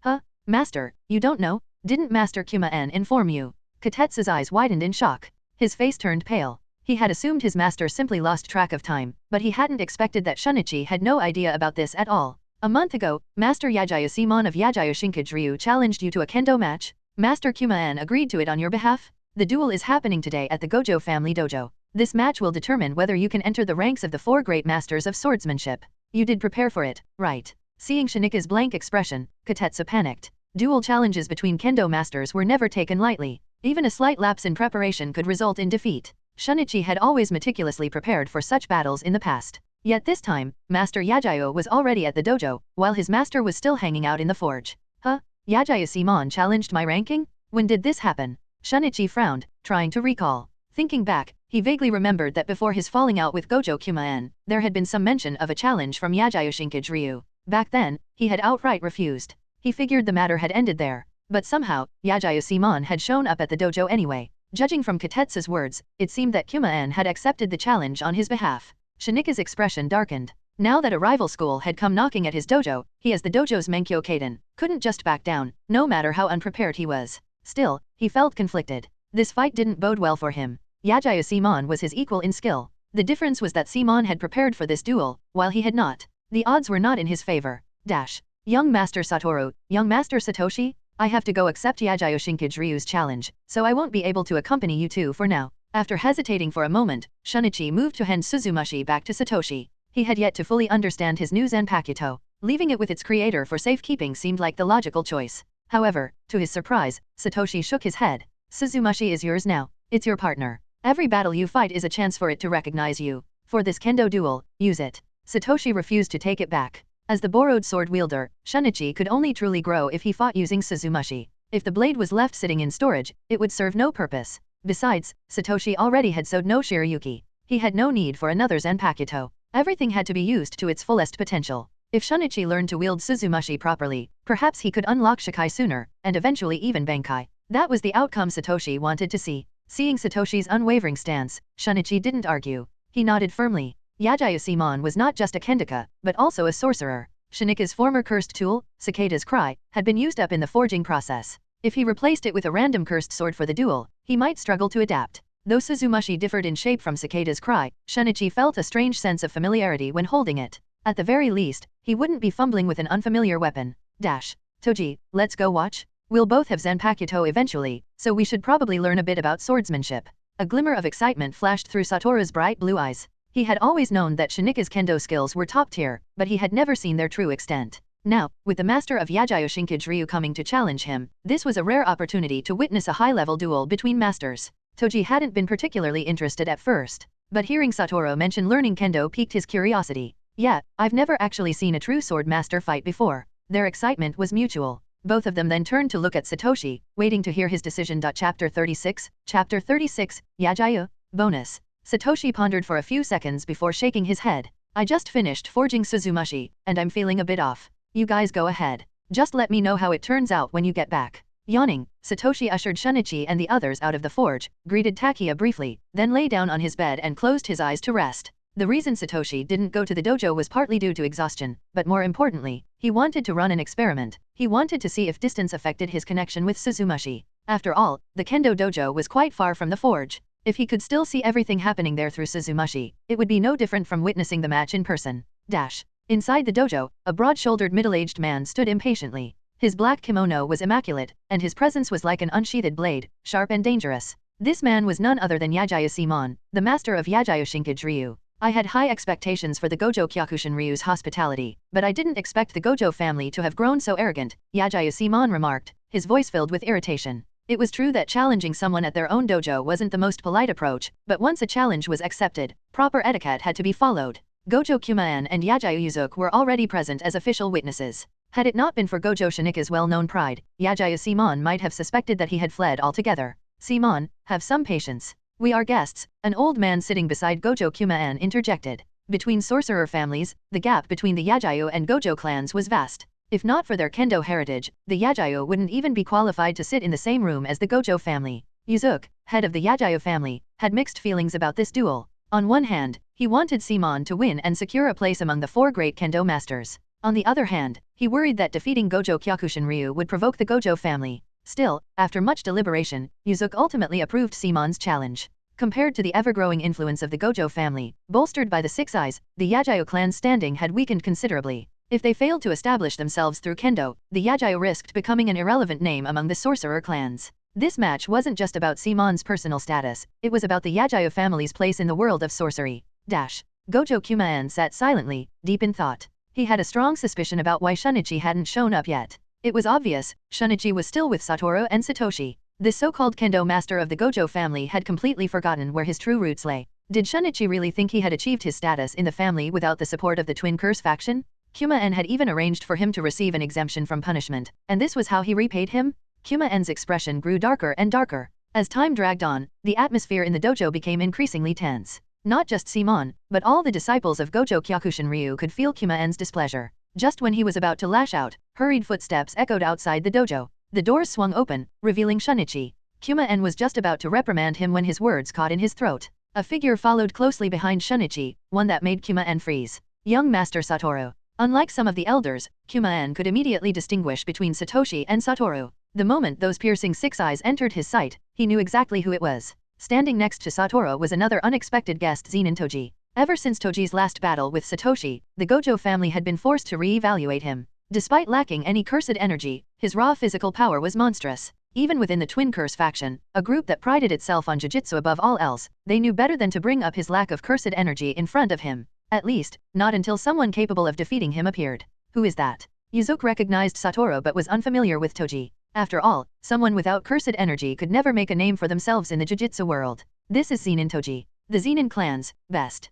Kumaen introduced Toji to Yuzuki before shifting his attention back to Shunichi. Shunichi, you're being extremely disrespectful. The Gojo Kyokushin Ryu doesn't keep guests waiting this long. Kumaen's tone was harsh, though it was notably restrained due to Satoru's presence. This duel was incredibly important to him, and seeing Shunichi take it so lightly was infuriating. However, Shunichi was equally frustrated. He hadn't even known about the If it were him, Kuma-en would never do something so reckless. Which meant, perhaps Cicada's cry had been destroyed by Satoshi, and Takia, out of guilt, had reforged a new weapon for Shunichi. People believe what they want to believe. Even when faced with reality, their biases often blind them to the truth. This level of power. Toji smirked. Gojo Satoshi, huh? When I return to the Zenin clan, I should really help him find some cursed tools that match his needs. Since he's capable of setting such precise forging requirements, it seems like he's already discovered the exact method for crafting Zanpakuto. Toji's lips curled slightly. He was eager to see what kind of Zanpakuto Satoshi would be able to forge once he obtained the necessary materials. Just Suzumashi alone was enough to allow a swordsman to completely dominate others in terms of weapon quality, and that was without even factoring in Suzumashi's special abilities. If Gojo Shunichi could truly master Suzumashi's power, he might even break through from a grade 2 sorcerer to a grade 1. That would certainly shake up the power dynamics within the Gojo family. Toji glanced at Kuma-en beside him and shook his head slightly. Your thinking is outdated. You don't understand the significance of a Zanpakuto. With weapons like these, who would still dare to call Satoshi useless? These arrogant old men will eventually pay the price for underestimating him. A gleam of anticipation flashed in Toji's eyes as he imagined the future. He was looking forward to the day Satoshi took control of the Gojo family, just to see the looks on the faces of these so-called elders when that day finally arrived. And when that moment came, Toji's smile widened. He couldn't wait. Chapter 38, The Importance of Weapons. Bonus. At the same time, Satoru stood next to Toji, a smug expression on his face. The 6-year-old boy's sky-blue eyes gleamed with excitement, and despite his youthful appearance, his grin carried a confidence far beyond his years. At this moment, enlightenment had already begun to dawn upon the world. If someone were to ask him why he was smiling, he would have answered without hesitation, because this was a Zanpakuto, and this Zanpakuto had been forged by his younger brother. Satoru was determined to see all of Satoshi's ambitions come to fruition. Zanpakuto, Sode no Shirayuki and Suzumashi. These cursed tools are unbelievably powerful. I have to get Satoshi to forge a unique and ridiculously cool Zanpakuto for me. Haha, seriously? This is it? This is supposed to be a kendo competition? All their weapons are broken, what else is there to compete with? If it weren't for the Suzumashi that Satoshi forged, Shunichi would have lost miserably this time. Satoru stroked his chin as he looked at the shattered swords littering the dojo floor, nodding in satisfaction. Let's see if anyone in the Gojo family dares to look down on my little brother now. Satoru had always been aware of the Twin Curse faction's hostility toward Gojo Satoshi and the neutral faction's indecisiveness. Before, since Satoshi had only managed to forge a single Zanpakuto, Satoru had kept his emotions in check. But now, he had no reason to hold back. The existence of Satoshi's Zanpakuto gave him absolute confidence, and more importantly, it secured Satoshi's position within the clan. Toji, what do you think? Looking forward to your future Zanpakuto. Satoru nudged Toji's ribs playfully, his face brimming with excitement. I am, but you should be more excited than me, right? You're definitely getting yours before I do. Toji raised an eyebrow. Though he admitted he was looking forward to it, he maintained an indifferent expression. Of course. Satoru didn't argue. He firmly believed that as soon as Satoshi mastered the rules of forging Zanpakuto, his priority would be to create one for him first. That was the agreement between them as brothers. Still, the Suzumashi that Satoshi forged is absurdly strong. It's easily on par with a grade 1 cursed tool. Satoru activated his 6 eyes and closely observed Suzumashi. Given its current performance and the mysterious abilities inherent in all Zanpakuto, it wouldn't be an exaggeration to classify it as a grade 1 cursed tool. Of course, Satoshi had previously mentioned that Zanpakuto couldn't be judged by the same ranking system as standard cursed tools. But for now, until Satoshi established his own ranking system, Satoru and Toji could only measure Suzumashi against the conventional classifications. It's at the level of a grade 1 cursed tool? Just that alone makes it impressive. Toji nodded. I've seen the kind of strength a grade 1 cursed tool possesses back at the Zenin clan, and this isn't any weaker. As long as Suzumashi's ability isn't completely useless, it definitely qualifies as grade 1. Neither Toji nor Satoru believed for a second that Suzumashi's ability would be useless. After all, they had already seen how overwhelming Sode no Shirayuki was. A Zanpakuto personally crafted by Satoshi wouldn't be inferior. If Suzumashi ever failed to live up to expectations, the fault could only lie with Gojo Shunichi for not being able to fully wield its power. How about we end the match here? Shunichi glanced around at the eerie silence in the dojo and finally spoke up. Their opponents no longer had weapons. Were they expected to fight barehanded? This was supposed to be a kendo match. Without swords, how could it be considered kendo? Were they really expected to use the so-called sword of the heart to fight? Shinika's voice shattered the tense silence. The spectators snapped out of their daze and immediately began whispering among themselves. The Gojo family's weapons are insane? Master Shinika's sword is on a completely different level from Master Simon's. There's no way he could have lost. Yeah, this wasn't even a fair fight. If they had been using the same weapon, Master Simon definitely would have won. But a kendo match at this level allows different weapons, right? It's not like Master Shunichi did anything wrong. It's just that the weapons our Yajayo family provided for Master Simon were lacking. The moment someone from the Yajayo family said this, the other disciples of the Yajayo Shinkage-ryu fell silent. Only now did they truly grasp the importance of weapons. Yet, the Yajayo family had never held much influence in the world of jujitsu. They had even resorted to challenging the Gojo family just to maintain their reputation.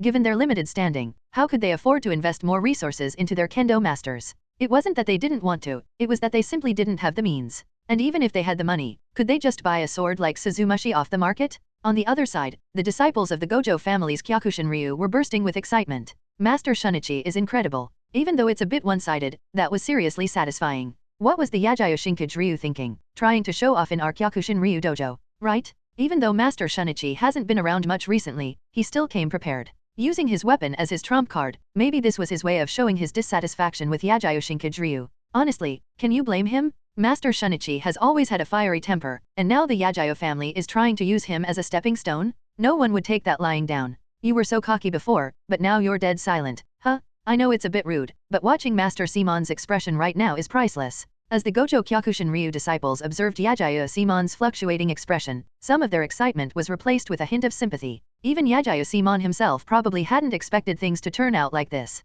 Many spectators remained immersed in their own discussions, their thoughts mirroring those of the Yajayo Shinkage Ryu disciples. Katetsu, I've never seen the weapon Master Shunichi is using before. Didn't he always use cicada? When did he switch swords? It looks so unremarkable, but its strength is unbelievable. Katetsu found himself surrounded by a group of fellow disciples. Though they all trained under the same school, close friendships still formed within the dojo. The reason he had been chosen to call Gojo Shunichi earlier was simple: he was the disciple that Gojo Shunichi valued the most. Chapter 39. Chapter 39, is this the rumored Zanpakuto? Bonus. Katetsu scratched his head awkwardly under the curious gazes of his fellow disciples. Even though Master Shunichi favored him, he had only seen him a handful of times over the past month. However, one thing he was certain of, when he met Shunichi yesterday, he had still been wielding Cicada's Cry. But today, Cicada's Cry was nowhere to be seen in the forge. This immediately reminded him of the rumors circulating about young Master Satoshi, the so-called cursed tool destroyer of the month. It also reminded him of when he saw Master Shunichi testing a new sword in the forge, and of the moment Master Shunichi had handed over his weapon to Satoshi before leaving.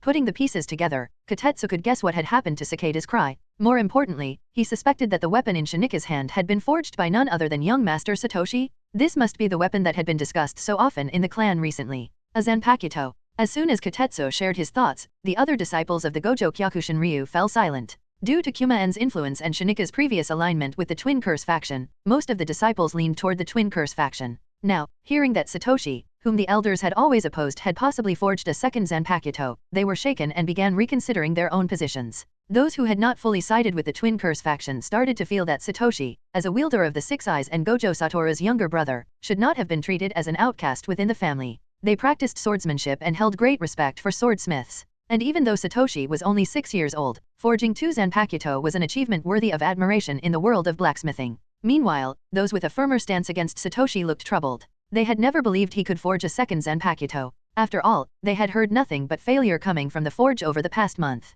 How could he fail yesterday and succeed today? Besides, based on Katetsu's account, wasn't it possible that Shunichi had simply been using Cicada's Cry? If Satoshi hadn't known about today's match, wouldn't that mean Shunichi might have ended up like Yajayo Simon, losing due to a broken weapon? That didn't make sense. And in truth, before today, Satoshi had not known that Shunichi was participating in a kendo match. He wouldn't have taken such a risk lightly. But, unfortunately, he hadn't known. Even Shunichi, the one participating, hadn't known about it beforehand. Because of this, Suzumashi had unexpectedly made its debut. Whether it's a Zanpakuto or not is still uncertain. We shouldn't jump to conclusions. I remain skeptical. Gojo Genichi finally spoke, putting an end to the discussion. He was the senior disciple of the Gojo Kyokushin Ryu and also the grandson of Kumaen. Regardless of his personal feelings towards Satoshi or his beliefs about Shinika's weapon, at this moment, he needed to stand with his grandfather. Satoshi was the foundation of the Twin Curse faction. Without him, Kumaen wouldn't have gained such influence. Without him, the Gojo Kyokushin Ryu wouldn't have been able to grow so rapidly with the clan's backing.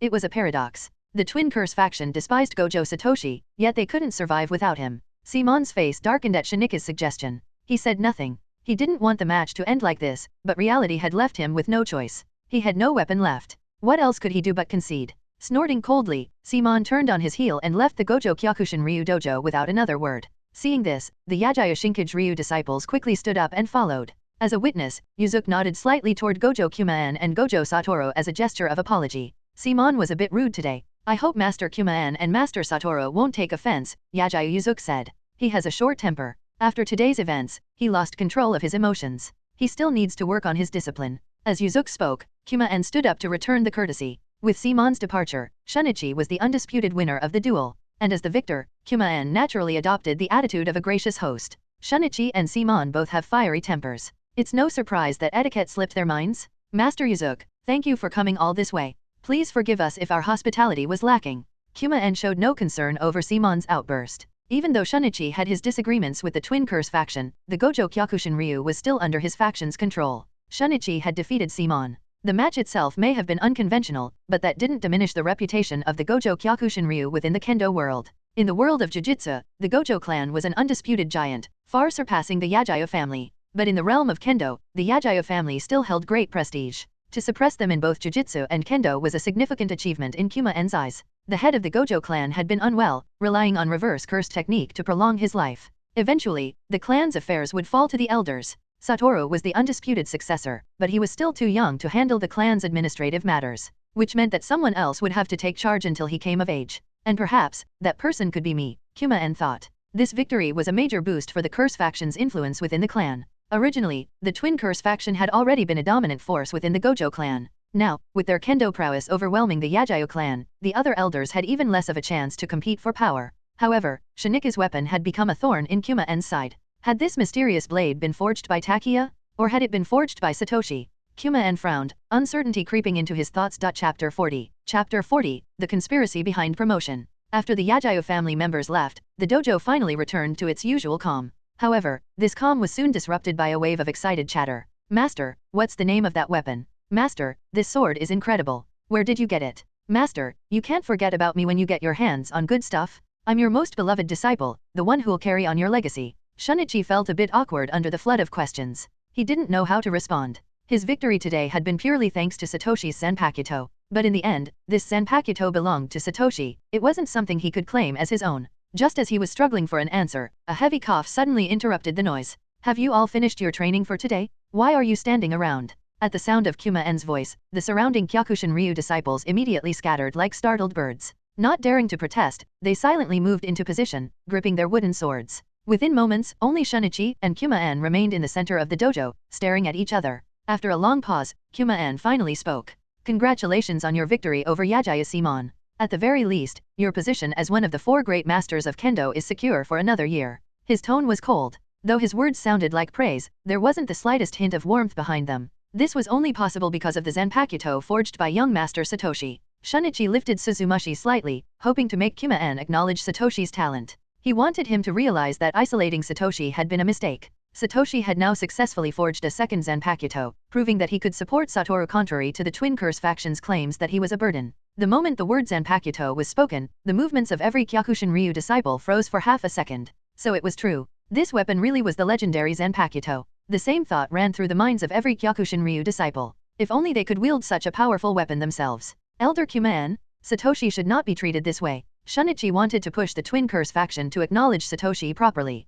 With Yajayo Yuzuki gone, and Satoru and Toji having left earlier, he had no need to hold back his words. You've seen the power of Suzumashi firsthand. Can't such a cursed tool help Master Satoru? Young Master Satoshi and Satoru both possess the 6 eyes. If they work together, the sum of their abilities will be far greater than their individual strength alone. The so-called false 6 eyes theory had been something the Twin Curse faction used to undermine Satoshi. Now, Shunichi was determined to dismantle that narrative. The 6 eyes were the 6 eyes. Just because Satoshi had no cursed energy didn't mean his 6 eyes were fake. His words shook some of the surrounding disciples, who instinctively turned to Kuma-en. As the leader of the Twin Curse faction, how would he respond? Shunichi, you said this is a Zanpakuto? A cursed tool similar to Sode no Shirayuki. Kuma-en didn't answer directly. Instead, he countered with a question, probing for more details about Suzumashi. Shunichi hesitated briefly but then nodded. Yes, Elder Kuma-en, Suzumashi is a Zanpakuto, a cursed tool that Master Satoshi just forged today. His voice carried a trace of pride. But he failed to realize the true intent behind Gojo Kuma-en's question.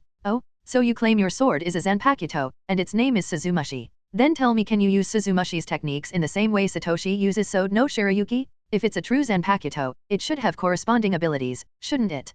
Kuma-en's words made Shunichi freeze. I haven't learned how to use Suzumashi's abilities yet. But you've seen its strength. It's far beyond any ordinary cursed tool. Shunichi argued, but Kuma-en simply shook his head. If it can't use a technique, then it isn't a Zanpakuto. At most, it's just a strong cursed tool. With that, Kuma-en effectively dismissed Suzumushi's classification as a Zanpakuto. He had immediately seen the current flaw of the weapon, or rather, the flaw in Shinichi as its wielder. He knew that Shinichi, having only just obtained his Zanpakuto, would be unable to wield its abilities as skillfully as Satoshi. Of course, he didn't actually doubt that Suzumushi was a true Zanpakuto, but right now, he absolutely couldn't admit it. If Suzumushi was publicly recognized as a Zanpakuto, then the reason the Kyokushin Ryu had defeated Yagyo Shinkage Ryu would be credited to Satoshi. However, as long as Shinichi couldn't demonstrate its abilities, the nature of Suzumushi remained ambiguous. As long as that uncertainty existed, it was the best possible outcome for Gojo Kuma-en. It gave him time to tighten his faction's grip over the clan before Satoshi could prove Suzumushi's true nature.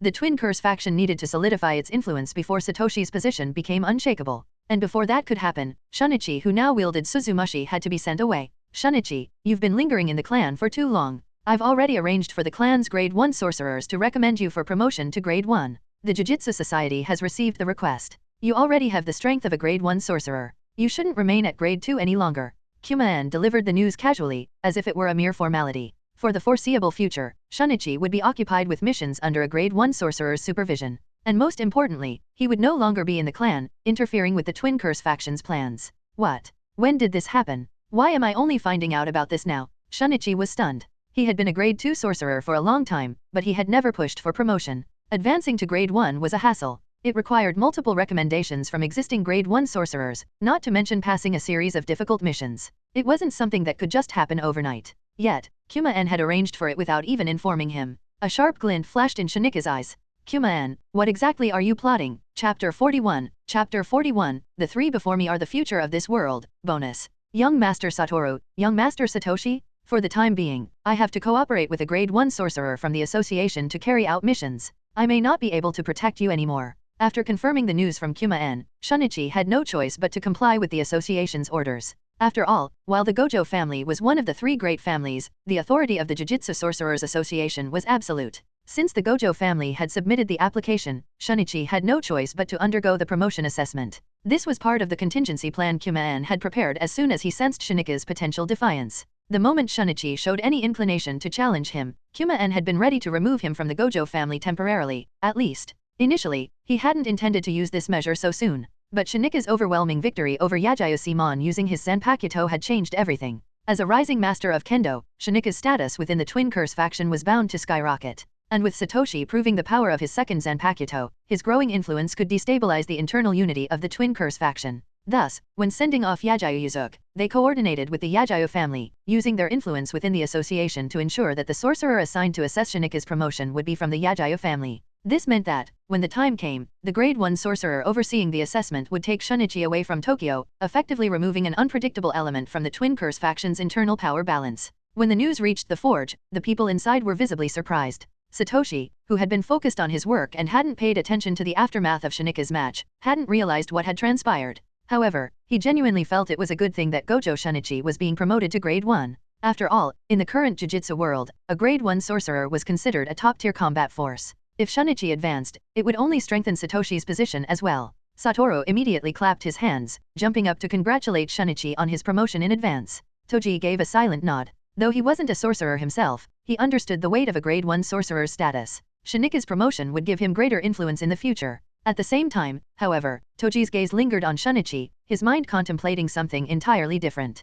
Could I kill him in one strike if I attacked right now? Toji touched the scar on his lip, coming to a firm conclusion. It wouldn't be difficult. A Grade 1 sorcerer might be strong, but they weren't inhuman. A well-placed stab to the heart or a clean decapitation would kill them just like anyone else. Feeling the faint yet unmistakable malice in Toji's gaze, Shinichi instinctively tensed. It was as if a predator was sizing him up, waiting for the perfect moment to tear him apart. What kind of monster is this man? Did he not even use his full strength when fighting against young Master Satoshi before? That's terrifying. Just how strong is Zenin Toji? This person is too dangerous. Has he already figured out the real reason behind my sudden promotion? How could someone like him so easily accept Master Satoshi? Young Master Satoshi's secrets are no less significant than young Master Satoru's. And this heir of the Zenin family, he's no ordinary person either. Shinichi took a deep breath, glancing at the three people before him. As expected, he couldn't betray Satoru or Satoshi. Kuma-en's offer had been tempting, but if it meant standing against these three, haha, I'm not an idiot. Before him stood a wielder of the Six Eyes, a heavenly restriction monster, and a sorcerer who possessed both the Six Eyes and an unparalleled forging ability.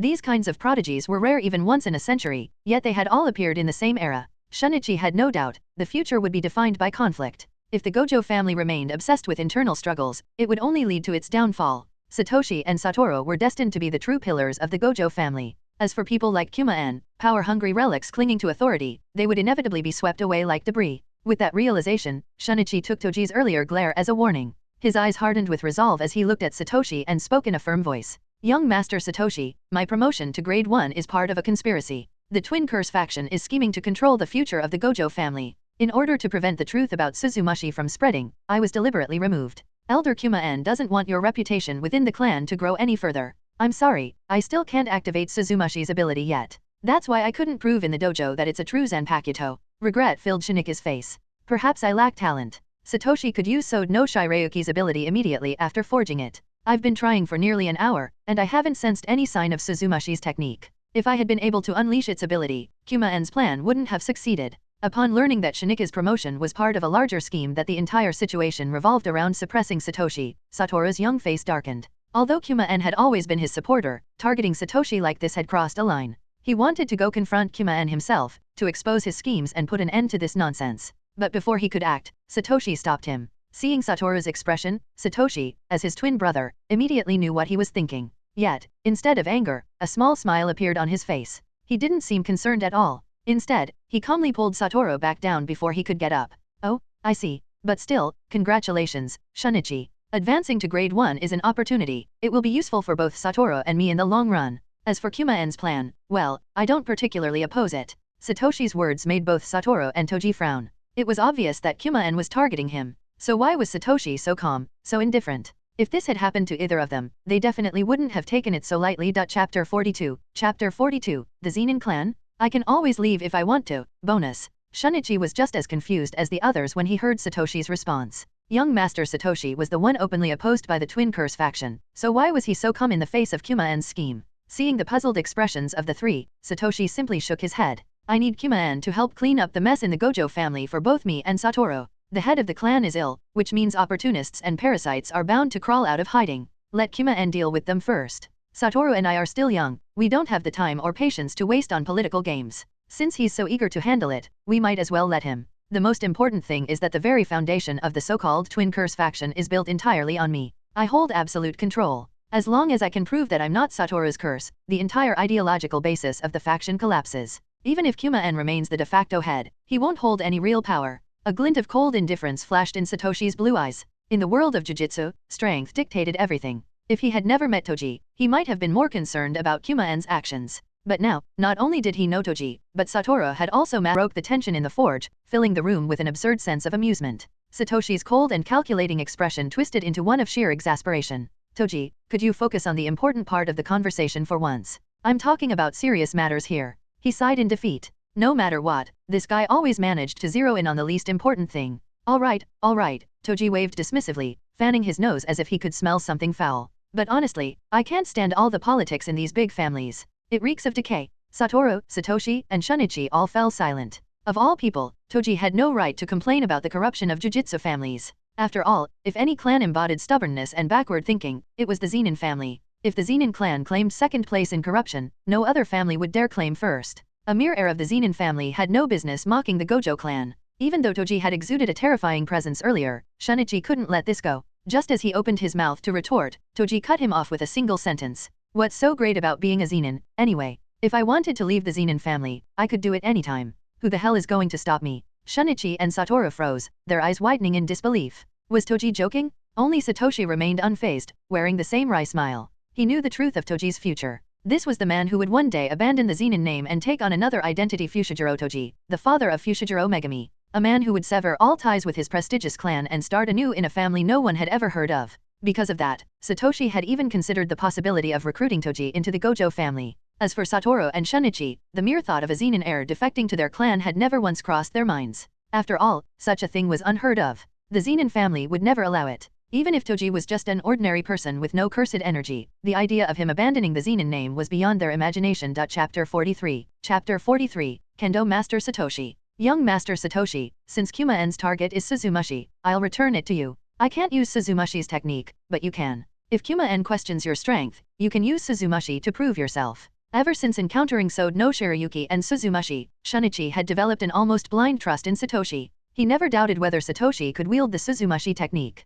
Even though he felt some reluctance, he was still determined to return Suzumashi to Satoshi. He had no desire to be involved in the schemes of the Twin Curse faction. However, to his surprise, Satoshi shook his head in refusal. Instead of worrying about this kind of thing, it's better to focus on mastering Suzumashi. Completing Shikai and achieving Bankai as soon as possible would be the best reward for me. Suzumashi is of no use to me. Is it just to prove I can forge a Zanpakuto? Haha, why should I care about what others think? Besides, I haven't even seen what a cursed spirit truly looks like yet. Let me experience the cruelty of this world through Suzumashi's vision. Keep using Suzumashi. Master Shikai as soon as possible and unlock its technique. Don't worry about anything else. Do you really think the assessment for a grade 1 sorcerer is that easy? Now that you've lost Cicada's cry, are you planning to find a new weapon that suits you better? Satoru and Toji just told me about the recent kendo competition. You don't want to end up like Yajayasimon, do you? Satoshi's words struck deep into Shunika's heart. Especially the mention of Yajayasimon's fate, it sent chills down his spine. Shunichi let out a long sigh and nodded. If I didn't have my Zanpakuto, Suzumashi, would I still be capable of becoming a grade 1 sorcerer? Shunichi had confidence in himself, but having Suzumashi as his support was also a form of security. He could feel the concern in Satoshi's words, and his loyalty toward him increased slightly. Although Satoshi had initially returned Suzumashi in exchange for a reward, in the end, this arrangement still improved Shunika's overall strength. But before you leave, let's have one final kendo spar. This time, you use Suzumashi, and I'll use Sode no Shirayuki. I can't use Sode no Shirayuki's techniques either, but perhaps fighting with a Zanpakuto will help you connect with Suzumashi more easily. Satoshi unsheathed Sode no Shirayuki, his calm expression hiding a hint of excitement. Shunichi was about to leave the Gojo clan to undertake his grade 1 promotion assessment. Once he left, there would be no more opportunities to train in kendo together. After the kendo match between Shunichi and Yajayasimon, Satoshi's kendo proficiency had reached 99.9%, just a tiny fraction away from completion. Originally, Satoshi had expected that after watching a duel between two kendo masters, he would finally unlock Hakuda, hand-to-hand combat. However, due to the issue with Suzumashi, the match had ended in vain, leaving him one step short. Regretting the missed opportunity to maximize his kendo proficiency, Satoshi decided to take matters into his own hands. On one hand, he wanted to help Shunichi develop a deeper connection with Suzumashi. On the other, he needed to push his kendo mastery to its limit and unlock Hakuda as soon as possible. Once Shunichi left, he could continue sparring with Toji. After all, when it came to unarmed combat, Toji was among the strongest in the entire Jujutsu world. Hearing Satoshi's request, Shunichi was moved. Unaware of Satoshi's true intention to max out his kendo proficiency, Shunichi assumed he was simply trying to help him gain Suzumashi's full recognition and unlock its Shikai as soon as possible. Determined, he gripped Suzumashi in its sealed Asachi state and prepared for the duel. Dance, Sode no Shirayuki. Wanting to prolong the exchange, Satoshi immediately activated Sode no Shirayuki's Shikai. On the sidelines, Satoru and Toji silently admired the elegance of Sode no Shirayuki, completely ignoring Shunichi. Though they had seen Sode no Shirayuki before, witnessing its transformation from a plain Asachi to its pristine and beautiful Shikai form still left them in awe. Young Master Satoshi, I wonder, will Suzumashi be as beautiful as Sode no Shirayuki when it awakens? Shunichi voiced his thoughts unconsciously. As expected, even a hardened warrior like Shunichi couldn't resist the allure of something truly beautiful. Of course, Satoshi wouldn't tell him the truth. After all, Sode no Shirayuki was known as the most beautiful Zanpakuto. It was only natural for its appearance to reflect that. As for Suzumashi, its abilities were excellent, but its appearance was, well, ordinary. Clang, clang, clang. The host is receiving instruction from a sword master. Kendo experience plus 10. The host is receiving instruction from a sword master. Kendo experience plus 10. The host is receiving instruction from a sword master. Kendo experience plus 10. The sound of Zanpakuto clashing echoed throughout the room. Yet, despite his repeated exchanges, the final 0.1% of experience refused to budge. Eventually, the system's prompt changed. The host is receiving instruction from a sword master. Kendo experience plus 0. Satoshi frowned. If his kendo proficiency could no longer increase, that meant he had already reached the limit. But why was it still stuck at 99.9% instead of reaching 100%? While exchanging blows with Shunichi, Satoshi began recalling all the kendo techniques he had learned. Flashes of past training surfaced in his mind. As the duel became increasingly mechanical, Satoshi unknowingly entered a trance-like state. And then, his accumulated kendo experience started to fade away.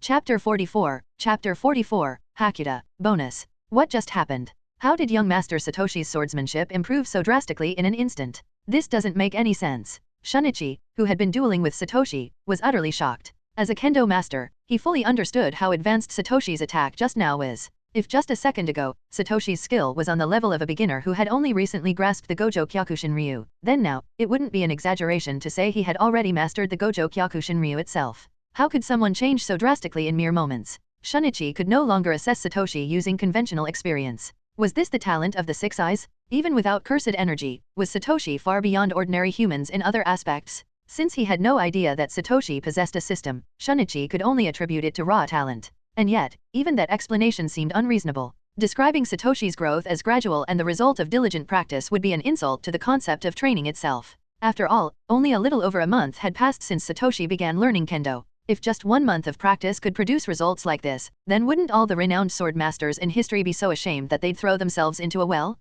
There was only one conclusion: Gojo Satoshi was a genius beyond reason. Toji, standing on the sidelines, slightly raised an eyebrow as he observed Satoshi's swordplay. Even though Toji relied on heavenly restriction and had no cursed energy, he still possessed extensive combat experience with weapons. Because of this, he could fully appreciate the precise timing of Satoshi's attack. A second earlier, and the strike would have missed. A second later, and it would have been blocked. Yet, Satoshi perfectly found the opening in Shinika's stance, neither too soon nor too late, and disarmed him in a single slash. The kendo master had lost his weapon. That meant the duel was over. A 6-year-old Gojo Satoshi, wielding Sode no Shiryuki, had defeated the kendo master Gojo Shunichi. Though this outcome was also influenced by Shunichi holding back, the fact remained: Satoshi had demonstrated his true level in kendo and won. On the other side, Satoru's 6 eyes flickered with shock, and for the first time in his life, a hint of unease crept into his heart. He had always known that Satoshi was powerful, but in his mind, this was only because of his Zanpakuto. In fact, deep down, Satoru didn't view Satoshi as strong. He believed that Sode no Shiryuki's ability was what made him formidable. In his eyes, Satoshi was still someone who needed his protection. That was why Satoru had always stayed by his side. Part of it was curiosity about Zanpakuto forging, of course. But the bigger reason was that he worried someone might try to harm Satoshi. Satoru had always felt guilty towards Satoshi. So rather than leaving him vulnerable, he chose to stay close and keep watch. But now, after witnessing Satoshi's kendo mastery, Satoru had a sudden realization. Aside from his 6 eyes, his immense cursed energy, and his mastery of Limitless, what other advantages did he truly have over Satoshi? He didn't know how to forge weapons, so he could never create a game-changing Zanpakuto like Satoshi. He didn't know kendo, so he could never reach unfathomable sword mastery in just a single instant. For the first time, Satoru doubted himself. Does Satoshi even need my protection? I possess Limitless, but do I really have the confidence to protect him? In that moment, Satoru finally understood. He had been too arrogant. Satoshi had awakened something within him. Not only is he more mature than me, but his actions are far more composed as well. Perhaps, only after I have truly mastered Limitless can I stand before Satoshi and say, Satoshi, I will protect you. For the first time, the eccentric Gojo Satoru developed a mentality of actively pursuing strength. Because deep down, he was afraid. If he didn't keep growing stronger, one day, he might fall behind Satoshi. And then, he would become the one who needed protecting. If Satoshi knew what Satoru was thinking right now, he would only push harder. To him, anything that forced Satoru to work harder was a good thing. Satoshi snapped out of his thoughts and noticed the stunned expressions around him. Only then did he realize he had just broken through a barrier in kendo. Opening his system panel, he saw that his kendo proficiency had reached maximum capacity, unlocking new abilities. Ding! Congratulations to the host for reaching 100% proficiency in Zanjutsu, swordsmanship. Hakuda, hand-to-hand combat, have now been unlocked. That mysterious state earlier, was that the feeling of breaking through the limits of kendo? Even though Satoshi couldn't replicate that attack perfectly, reaching this level meant he had already mastered countless techniques. The system is as broken as ever. Of course, it also helped that, due to heavenly restriction, his physical body was exceptionally suited for kendo. That's why Zanjutsu had improved so quickly. Now that Zanjutsu was complete, it was time to focus on the next discipline, Hakuda. Satoshi's gaze landed on Toji, scrutinizing his muscular frame like he was a rare treasure. It turns out that making friends with Toji was the right choice after all. A physically invincible bodyguard with heavenly restriction, and a hand-to-hand combat master, all in one package. Next, he just needed to figure out how to exploit Toji for free training. Satoshi even considered whether he should forge Toji's Zanpakuto in advance, so that every time Toji fought, Satoshi could just farm free experience. But after thinking it over, he discarded the idea. First of all, the materials for forging a Zanpakuto were extremely rare. Even though Satoshi had figured out the forging process, gathering enough materials would take a long time. If he had reincarnated into a small, weak clan, it was likely he wouldn't even have seen a single Zanpakuto by now. Besides, he had already promised Satoru that his Zanpakuto would be the next priority. Although, at the moment, his dear brother had nothing of value that Satoshi could take advantage of. Still, he was family, after all. Chapter 45, Satoru caught off guard. Hey, why are you looking at me like that? Feeling Satoshi's somewhat hungry gaze, even Toji, who possessed heavenly restriction and an incredibly strong body, couldn't help but shudder subconsciously. Isn't this kid acting a little too strange today? Today alone, Satoshi had forged another Zanpakuto and achieved a breakthrough in Kendo. If this had happened to an adult, Toji would have thought, this guy has some potential. He might make a name for himself in the future. But this was a 6-year-old. Toji felt like the world was personally smacking him in the face. People his age hadn't even had their time to shine yet, but these kids Satoshi and Satoru were already so far ahead it was ridiculous. No, I was just thinking about how strong your hand-to-hand combat is, Toji. We both have heavenly restriction, so we should prioritize physical combat development in the future. I'm planning to train my hand-to-hand combat too. Satoshi's words instantly silenced everyone. Shunichi, in particular, was stunned. He had just lost to Satoshi in Kendo, but now, just minutes later, was Satoshi already moving on to something else? Was he really going to abandon Kendo just like that? Young Master Satoshi, you can't waste your talent. If you train properly, the Gojo family could have a young sword master in just a few years. Shunichi wanted to stop him, but before he could say anything, Satoru beat him to it. Satoshi, you're not going to continue learning Kendo? Why are you suddenly focusing on hand-to-hand combat? Satoshi raised an eyebrow in surprise. Why would I stop? I'm still improving my Kendo, but I'll be training my hand-to-hand combat as well. Satoru, what's the issue? Satoru suddenly felt like he had lost control of the situation. Satoshi had just made a breakthrough in Kendo, yet mere seconds later, he was already bored of it? Was it really necessary to move on this fast? Satoru had always had an eccentric personality, lazy, carefree, and completely unconcerned with self-improvement. But now, seeing Satoshi's rapid progress, he felt something he had never felt before. A sense of urgency. It's nothing. As long as you're happy. Satoru sighed in resignation. In just a few minutes, Satoshi had forced him to rethink his approach to training twice. Shunichi, seeing Satoru already give in, had no choice but to accept the outcome. If Satoshi wanted to train both Kendo and hand-to-hand combat, then so be it. Besides, he wouldn't be staying at the Gojo residence for a while. And, more importantly, at this rate, it seemed like even if Satoshi did continue training Kendo, there wouldn't be much left for him to teach. Uncle Shunichi, hurry up and become a grade 1 sorcerer already. Make sure to communicate with Suzumashi as much as possible and unlock its Shikai soon. Satoshi and the others escorted Shunichi to the back entrance. For the next period of time, Shunichi would be accompanying a grade 1 sorcerer from the Yajayu clan on missions. Young Master Satoshi, rest assured, I'll return successful. Clutching Suzumashi, Shunichi nodded firmly. Then, he turned to Satoru. Young Master Satoru, you need to start making real progress. If, in this next month, your limitless doesn't improve at all, the clan head isn't going to be happy. Shunika's words made Satoru freeze. Over the past month, he had barely interacted with the clan head. Right now, due to Iiri Inamika's treatment, the clan head was still recovering, and no one had pressured him too much. Because of that, Satoru had been coasting along completely relaxed. Fine, I got it. Satoru nodded. For the next while, I'll focus on training. I won't let myself fall behind Satoshi. Finally, Shunichi turned to Toji. Zenin, I'm counting on you to keep an eye on young Master Satoru and young Master Satoshi. With that, he exchanged a glance with Toji and departed. Even though Satoru and Satoshi were both mentally mature, at the end of the day, they were still just 6-year-old boys. If he wasn't around, he felt more at ease knowing that Toji and Takia were there. After Shunichi left, Satoru suggested going to see the clan head, then left the forge. Toji also said goodbye to Satoshi, heading back to the Zenin clan to search for cursed tools that might suit him. Meanwhile, Satoshi stayed behind in the forge, preparing to watch live battles through Suzumashi's ability. After all, he was only 6 years old, and he had rarely left the Gojo estate. Life was pretty boring. At the same time, rumors began spreading throughout the Gojo family. Word had gotten out that Satoshi had forged a second Zanpakuto. However, due to Kuma-en's efforts to blur the truth, no one could tell if the rumors were real or not. After all, Satoshi's achievements this past month were insane. He had nearly emptied half of the Gojo clan's cursed tool storage, yet produced no results, leading the clan head to stop supplying him with cursed tools entirely. So how could he have forged a second Zanpakuto with no materials? As for Shunichi defeating Yajayu Simon, what did that have to do with some mystical Zanpakuto? Wasn't the Gojo family just stronger than the Yajayu clan? The rumors about this Zanpakuto came from the Kyokushin Ryu dojo, but Satoshi himself had never confirmed anything. It was probably just some overexcited disciples exaggerating things. To many in the Gojo clan, Satoshi's silence meant only one thing. The second Zanpakuto didn't exist. Because if it did, wouldn't he be showing it off to the whole family? No one really knew what Satoshi was thinking. Even Kuma-en, despite all his efforts to manipulate public opinion, was starting to doubt himself. Had he been wrong? Was Suzumashi really just an ordinary cursed tool, not a true Zanpakuto? Chapter 46. Chapter 46. The Gojo family is just a toy. Bonus. Did Satoshi really say that? Has he actually forged a second Zanpakuto? The elderly man reclined on his chair, gazing at Satoru, who had not appeared for some time, a trace of doubt flickering in his eyes. Yes, clan head, the Zanpakuto is called Suzumashi. Satoru's childish voice reached the old man's ears, causing a strong ripple in his heart. However, Suzumashi was taken by Shunichi to carry out a mission, so Satoshi has no way to prove that Suzumashi is indeed a Zanpakuto. Satoru explained, worried that the old man would doubt his words. The old man, sensing his emotions, shook his head, looking deeply at Satoru before whispering,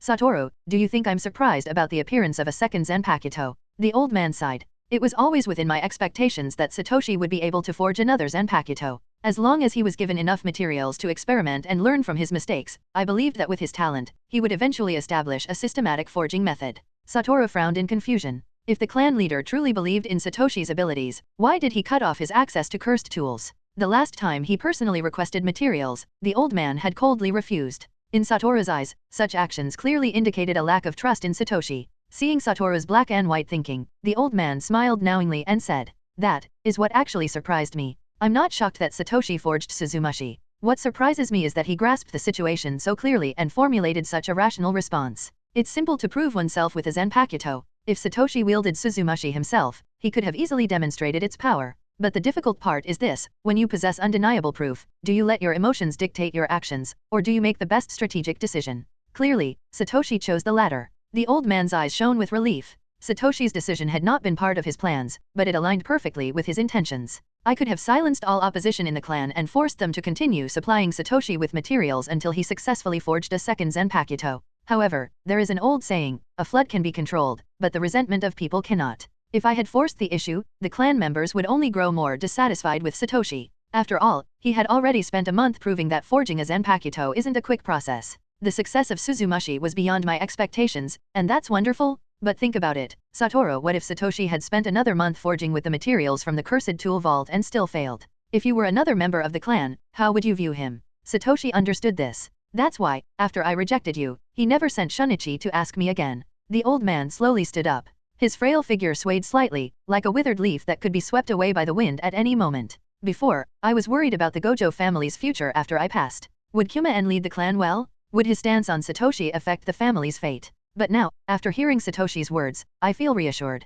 With effort, the old man walked to Gojo Satoru's side, gently placing a hand on his head. His voice was kind yet firm. Satoru, I still believe that Satoshi is more suited to be the head of the Gojo family than you. Your mind is too straightforward. With your 6 eyes and your exceptional control over cursed energy, you rarely concern yourself with such trivial matters. Your strength alone allows you to bulldoze through most problems. You are strong, I know that. You will only grow stronger, I know that too. But there are many things in this world that cannot be resolved by brute force alone. The Gojo family is not just composed of powerful sorcerers, it also includes many ordinary people. These people rely on us for protection, and in battle, they could even become our greatest weakness. If we abandon them, we might become stronger individually. But then, what would be the point? Sorcerers exist to protect humanity. Satoru listened quietly. He neither nodded nor refuted the old man's words. As the 6 eyes bearer of the Gojo family, he had long pondered the difference between himself and ordinary people. Everyone said he would become the strongest sorcerer. But what did that even mean? Was it to change the world? Protect the clan? Or was it to safeguard all of humanity? Satoru wasn't sure what his future path should be. He had followed Satoshi all this time, claiming he was only interested in the coolness of a Zanpakuto. But the truth was, he was drawn to his brother's unwavering determination. Satoshi possessed something he lacked, a clear goal, a relentless drive to achieve it, an unshakable belief in the future. They were twin brothers, sharing the same face. They had lived in the same family for 6 years. So why was there such a vast difference between Satoshi and himself? After a long silence, a faint smile appeared on Satoru's young face as he softly spoke to the old man. Satoshi is indeed more thoughtful than me. Besides, to me, being the head of the Gojo family is nothing more than a constraint. I have no interest in competing with Satoshi for that position. But I have to remind you of one thing. You may want Satoshi to take on the responsibility of leading the family, but have you considered whether he's even willing to accept it? Now, at just 6 years old, he has a Zanpakuto, and his kendo is already on par with masters like Shunichi. In the future, he will stand at the pinnacle of the Jujutsu world, just like me. And when that time comes, do you really think he will care about the Gojo family the way you hope he will?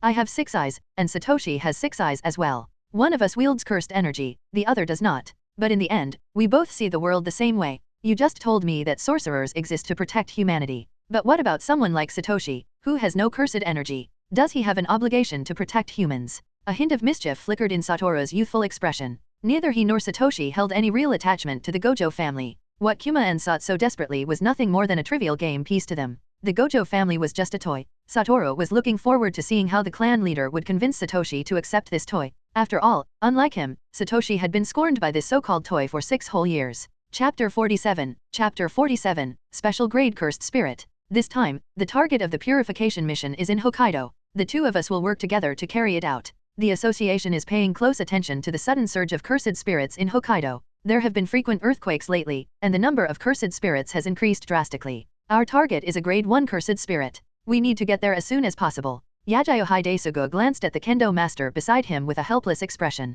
Although he was a grade 1 sorcerer of the Yajayo clan, in a family deeply rooted in kendo tradition, swordsmanship still held the highest authority. As a sorcerer, he had little confidence in evaluating a future kendo master. If not for the clan's orders, he would have refused this task entirely. And now, right after the Yajayo clan's kendo master had just lost a challenge, they were assigning Shunichi this mission? It was obvious they were deliberately targeting him. They even chose Hokkaido, far from Tokyo, as the mission site. Anyone with a discerning eye could see that the true intent was to remove Shunichi from the Gojo family. Yajayo Hidesugo sighed. Even within a smaller family like the Yajayo, political schemes were everywhere. In a leading clan like the Gojo family, internal strife was undoubtedly even more intense. As someone born into the Yajayo family, who had benefited from it, he had no choice but to follow orders. Hidesugo, I understand. You don't need to say anything more. I'll have my men conduct this evaluation properly. Let's get this over with as soon as possible. Shinika's expression was cold. His only priority was finishing the assessment quickly so he could return to the Gojo family and support Satoshi. Even though Satoshi had already shared his thoughts with him, Shunichi couldn't just sit by and watch as Kuma-an abused his power. If he could complete this mission and return to the Gojo family sooner, he would be able to assist Satoshi when the time came. Hearing Shinika's words, Yajayo Hidesugo simply nodded and led the way toward the cursed spirit's location. Internally, however, he couldn't help but grumble. Master Shunichi, I'm not trying to stall. My mission is to make sure you don't return so quickly. With that thought, Yajayo Hidesugo deliberately led Shunichi on a winding route toward the incident site. Shunichi, naturally, was frustrated by Yajayo Hidesugo's roundabout path, but he couldn't complain outright. After all, Hidesugo was using the excuse of tracking the cursed spirit's movements. And, admittedly, they had passed several areas where cursed spirits had left traces. In contrast to Shinika's impatience, Satoshi was quite comfortable. He was currently enjoying the scenery of Hokkaido through his Zanpakuto, Suzumashi. He didn't need to be physically present. Everything Suzumashi saw, he saw as well. Satoshi wasn't in a rush for Shunichi to exorcise the cursed spirit. He figured he might as well enjoy the snowy landscapes for a bit longer. Eventually, Yajayo Hidesugo and Shunichi arrived at a secluded villa in a snowy valley. The cursed spirit was clearly hiding inside. Hidesugo wasn't too concerned. As a grade 1 sorcerer, unless it was a special grade cursed spirit, there was little that could pose a real threat to him. Though the main objective of this mission was to delay Gojo Shunichi, the evaluation itself wouldn't change. Thus, he decided to wait and observe. He planned to let Shunichi handle the exorcism alone first. If things got dangerous, he would step in. The Gojo family had always claimed that Gojo Shunichi had the strength of a grade 1 sorcerer. If that were true, a grade 1 cursed spirit shouldn't be an issue for him. Shunichi had no objections. He wanted to test his own strength anyway, and with Suzumashi at his side, he was confident he could handle himself. However, when Satoshi saw the villa through Suzumashi's vision, his expression shifted. Through his 6 eyes, he could see an incredibly dense concentration of cursed energy emanating from the building even from thousands of miles away. He heard the conversation between Shunichi and Hidesugo, but he didn't agree with Hidesugo's judgment. Satoshi had never encountered many cursed spirits before, but whatever was lurking inside that villa, it wasn't normal. Something felt off. For a moment, Satoshi didn't know whether to be amused or concerned about Shinika's luck. At this point, Shinika's only hope of survival lay in Suzumashi. If he could just unlock his Shikai, Uncle Shunichi, everything depends on how strong your bond with Suzumashi is. Satoshi silently continued to observe the mission unfold through Suzumashi's vision. Half an hour later, Shunichi and Hidesugo were running for their lives inside the villa. The two grade 1 sorcerers looked absolutely miserable. Hidesugo, you call this a grade 1 cursed spirit? As he dodged an incoming attack, Shunichi couldn't help but curse in his heart. The monstrous, snow-covered behemoth chasing them was definitely not a grade 1 cursed spirit. Its sheer power left them with no opportunity to counterattack. If not for the sharpness and durability, we wouldn't have struggled so badly earlier. Hidesugo's mind was in turmoil, his eyes filled with disbelief as he stared at Shunichi. But for now, at least for now, they could breathe. It seemed that this mysterious cursed weapon could help them escape. However, just as Hidesugo cautiously approached Shunichi, something changed. The special grade cursed spirit suddenly snapped out of its trance. Its blood-red eyes burned with unrestrained fury. The sheer pressure radiating from it made Hidesugo's heart sink. Damn it. The effect only lasted a few seconds. That's nowhere near enough against a monster like this. He clenched his jaw. This is bad. This time, I'm going to die alongside Shunichi. Well, at least the Yajayo clan will consider it an honor to have perished beside a kendo master. Simon, once Shunichi dies, you should be able to get promoted, right? As death loomed, Hidetsugu's mind spiraled into absurd thoughts. His legacy, his place in history, whether the patriarch would add his name to the family shrine. But no matter what he thought, nothing changed the harsh reality before him. He was standing far too close to a special grade cursed spirit. And right now, he couldn't think of any way out. Chapter 49, Suzumashi Nishiki, Benehiko. Through Suzumashi's perspective, Satoshi could feel the true power of its Shikai. As the Zanpakuto of Tosen Kaname, the former 9th Division captain of the Godai 13, Suzumashi's abilities were a perfect match for a blind soul reaper. However, for Shunichi, its techniques were somewhat restrictive. Still, even though the avalanche cursed spirit had regained its senses, Satoshi wasn't worried about Shinika's safety. After all, aside from the Suzumashi's Haiki, Kyume, Suzumashi's Shikai had a second ability. While it might not have stood out much in the Bleach universe, it was still a technique wielded by a captain-class soul reaper. Suzumashi Nishiki, Benehiko should be enough to get Shunichi out of trouble. As Satoshi pondered the next move, Shunichi spoke again. Suzumashi Nishiki, Benehiko, Cricket's second movement, Crimson Flying Locusts. The moment his words fell, Hidetsugu watched in shock as the Zanpakuto in Gojo Shinika's hand transformed. In an instant, it split apart into countless razor-sharp blades, their pointed tips gleaming like insect mandibles, raining down from above. The scene resembled a locust swarm, their ceaseless slashes tearing into the special grade cursed spirit's body. Deep gashes formed in rapid succession, as streams of dark purple blood sprayed from the wounds. In mere seconds, the massive cursed spirit appeared as if it had been devoured by an actual swarm of locusts. Ruwayar. A howl of agony tore from the cursed spirit's mouth. Then, Hidetsugu witnessed something unexpected. Panic. The special grade cursed spirit was afraid. Shunichi, it's trying to escape.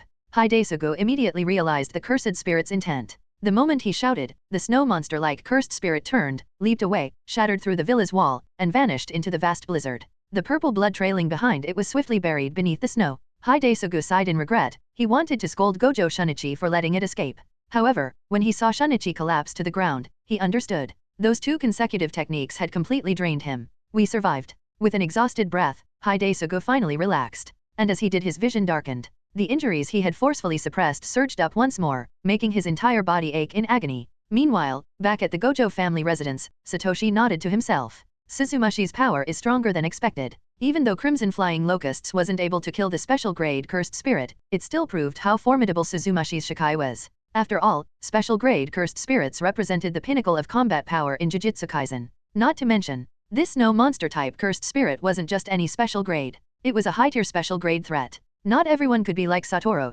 capable of spotting a single weakness and erasing a special grade cursed spirit in an instant. Well, I should mark this special grade cursed spirit. If I ever get the chance to meet Geto Suguro, I can introduce him to a new business opportunity. After all, finding special grade cursed spirits isn't easy. Hokkaido, huh? I'll keep that in mind. Unlike others, who saw special grade cursed spirits as a death sentence, Satoshi saw them as potential assets. 1 kilometer away from the villa, the association's auxiliary supervisor suddenly arrived on the scene. Feeling the lingering presence of the cursed spirit in the distance, Nishinomi Yashuji's face turned pale with fear. He never expected a special grade cursed spirit to appear in a promotion assessment mission. The association's intel was completely wrong. Originally, they believed that Gojo Shunichi and Hidetsugu would be more than capable of exorcising a grade 1 cursed spirit. But then, the cursed energy signature at the mission site changed suddenly. By the time Shuji realized something was wrong, it was already too late. Now, there's no trace of the special grade cursed spirit inside the villa. Does this mean it killed both of the grade 1 sorcerers and then escaped?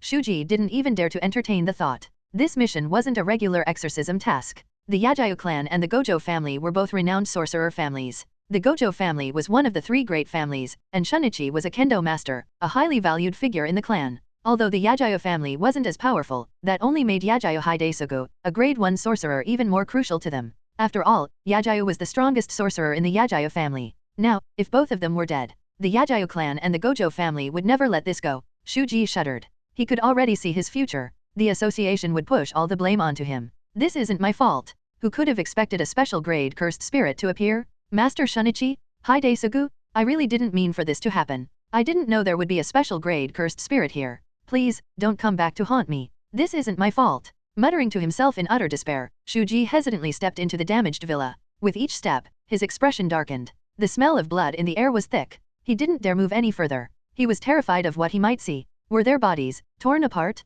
Were their corpses completely unrecognizable? Just as he was about to turn away, a weak yet determined voice reached his ears. If you keep wasting time, Hide-sugu is going to die. Shuji's entire body froze. He immediately recognized the voice. Master Gojo Shinichi, you're still alive. He had spoken without thinking, then quickly covered his mouth. But then, does this mean Hide-sugu is alive too? No way. Could it be that this wasn't a special grade cursed spirit after all? Did the association make a mistake in its assessment? How are they still alive? Why does it sound like you really wanted me dead? Shinika's voice was filled with cold sarcasm. The association made a massive mistake this time. They sent me, a mere grade 2 sorcerer, to exorcise a special grade cursed spirit. That's insane. If I didn't have the Zanpakuto forged by young Master Satoshi, I'd be dead right now. I won't let this slide so easily. Though frustrated with the association, Shinichi purposely emphasized that his survival was thanks to his Zanpakuto. With both Yajayu and Shuji as witnesses, Suzumashi was bound to make waves in the Jujutsu world. This should count as another form of support for young Master Satoshi. Chapter 50. Chapter 50, The Rise of the Zanpakuto, Bonus.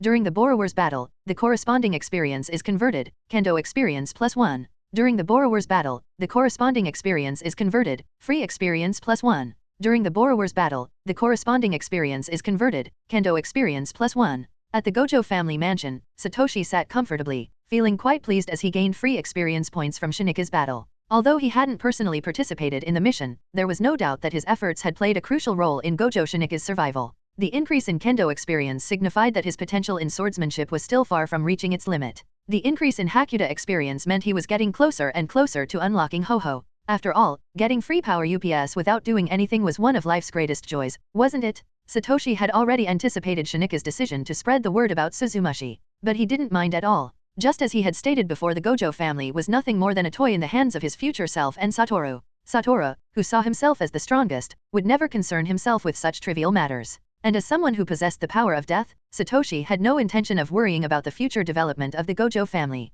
If the clan could offer strong support, then perhaps, out of sentiment, he might help maintain its prosperity. But if the Gojo family turned out to be short-sighted fools, then he wouldn't hesitate to let this decaying house crumble into dust. For Satoshi, the most important thing right now was simple: getting stronger. Zanpakuto, Zanjutsu, Hakuda, Ho-Ho, and Kido. Heavenly restriction. These were the three pillars upon which his strength relied. By continuously forging Zanpakuto and lending them out, he could ensure his power would keep growing. By training in Zanjutsu, Hakuda, and Ho-Ho, he could also gain free experience whenever someone wielded his creations in battle. At this rate, it wasn't impossible for him to one day become a 4-in-1 warrior like Captain Commander Yamamoto Genryusai Shijikuni. As for the heavenly restriction, that would only grow stronger over time, so there was no need to rush. In summary, the only thing Satoshi truly lacked right now was time. If he could survive long enough to witness the era when Satoru is split in two, then even if he were not invincible, he would at least be unstoppable. Time is something no one can control. Right now, the only thing I can master is Zanpakuto forging.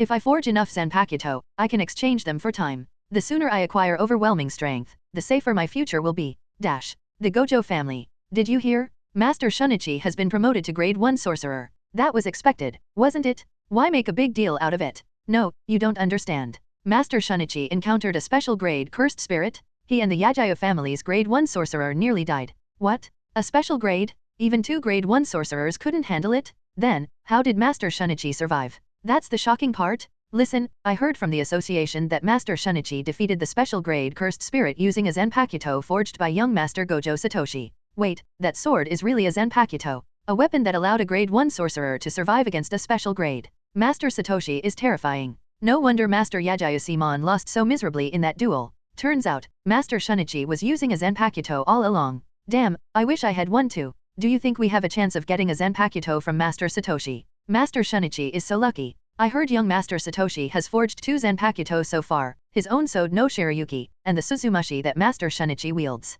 I'm so jealous. And to think that Master Shinichi used to have bad blood with young Master Satoshi, but in the end, young Master Satoshi still forged him a Zanpakuto. Isn't that unbelievably generous, right? After all, young Master Satoshi is a 6-eyes wielder of the Gojo family, just like young Master Satoru. That whole twin curse theory Elder Kuma-en mentioned before. Yeah, complete nonsense. Exactly. How could young Master Satoshi be a curse upon the Gojo family if he's the one creating divine weapons like the Zanpakuto? He, just like young Master Satoru, is the future of our clan.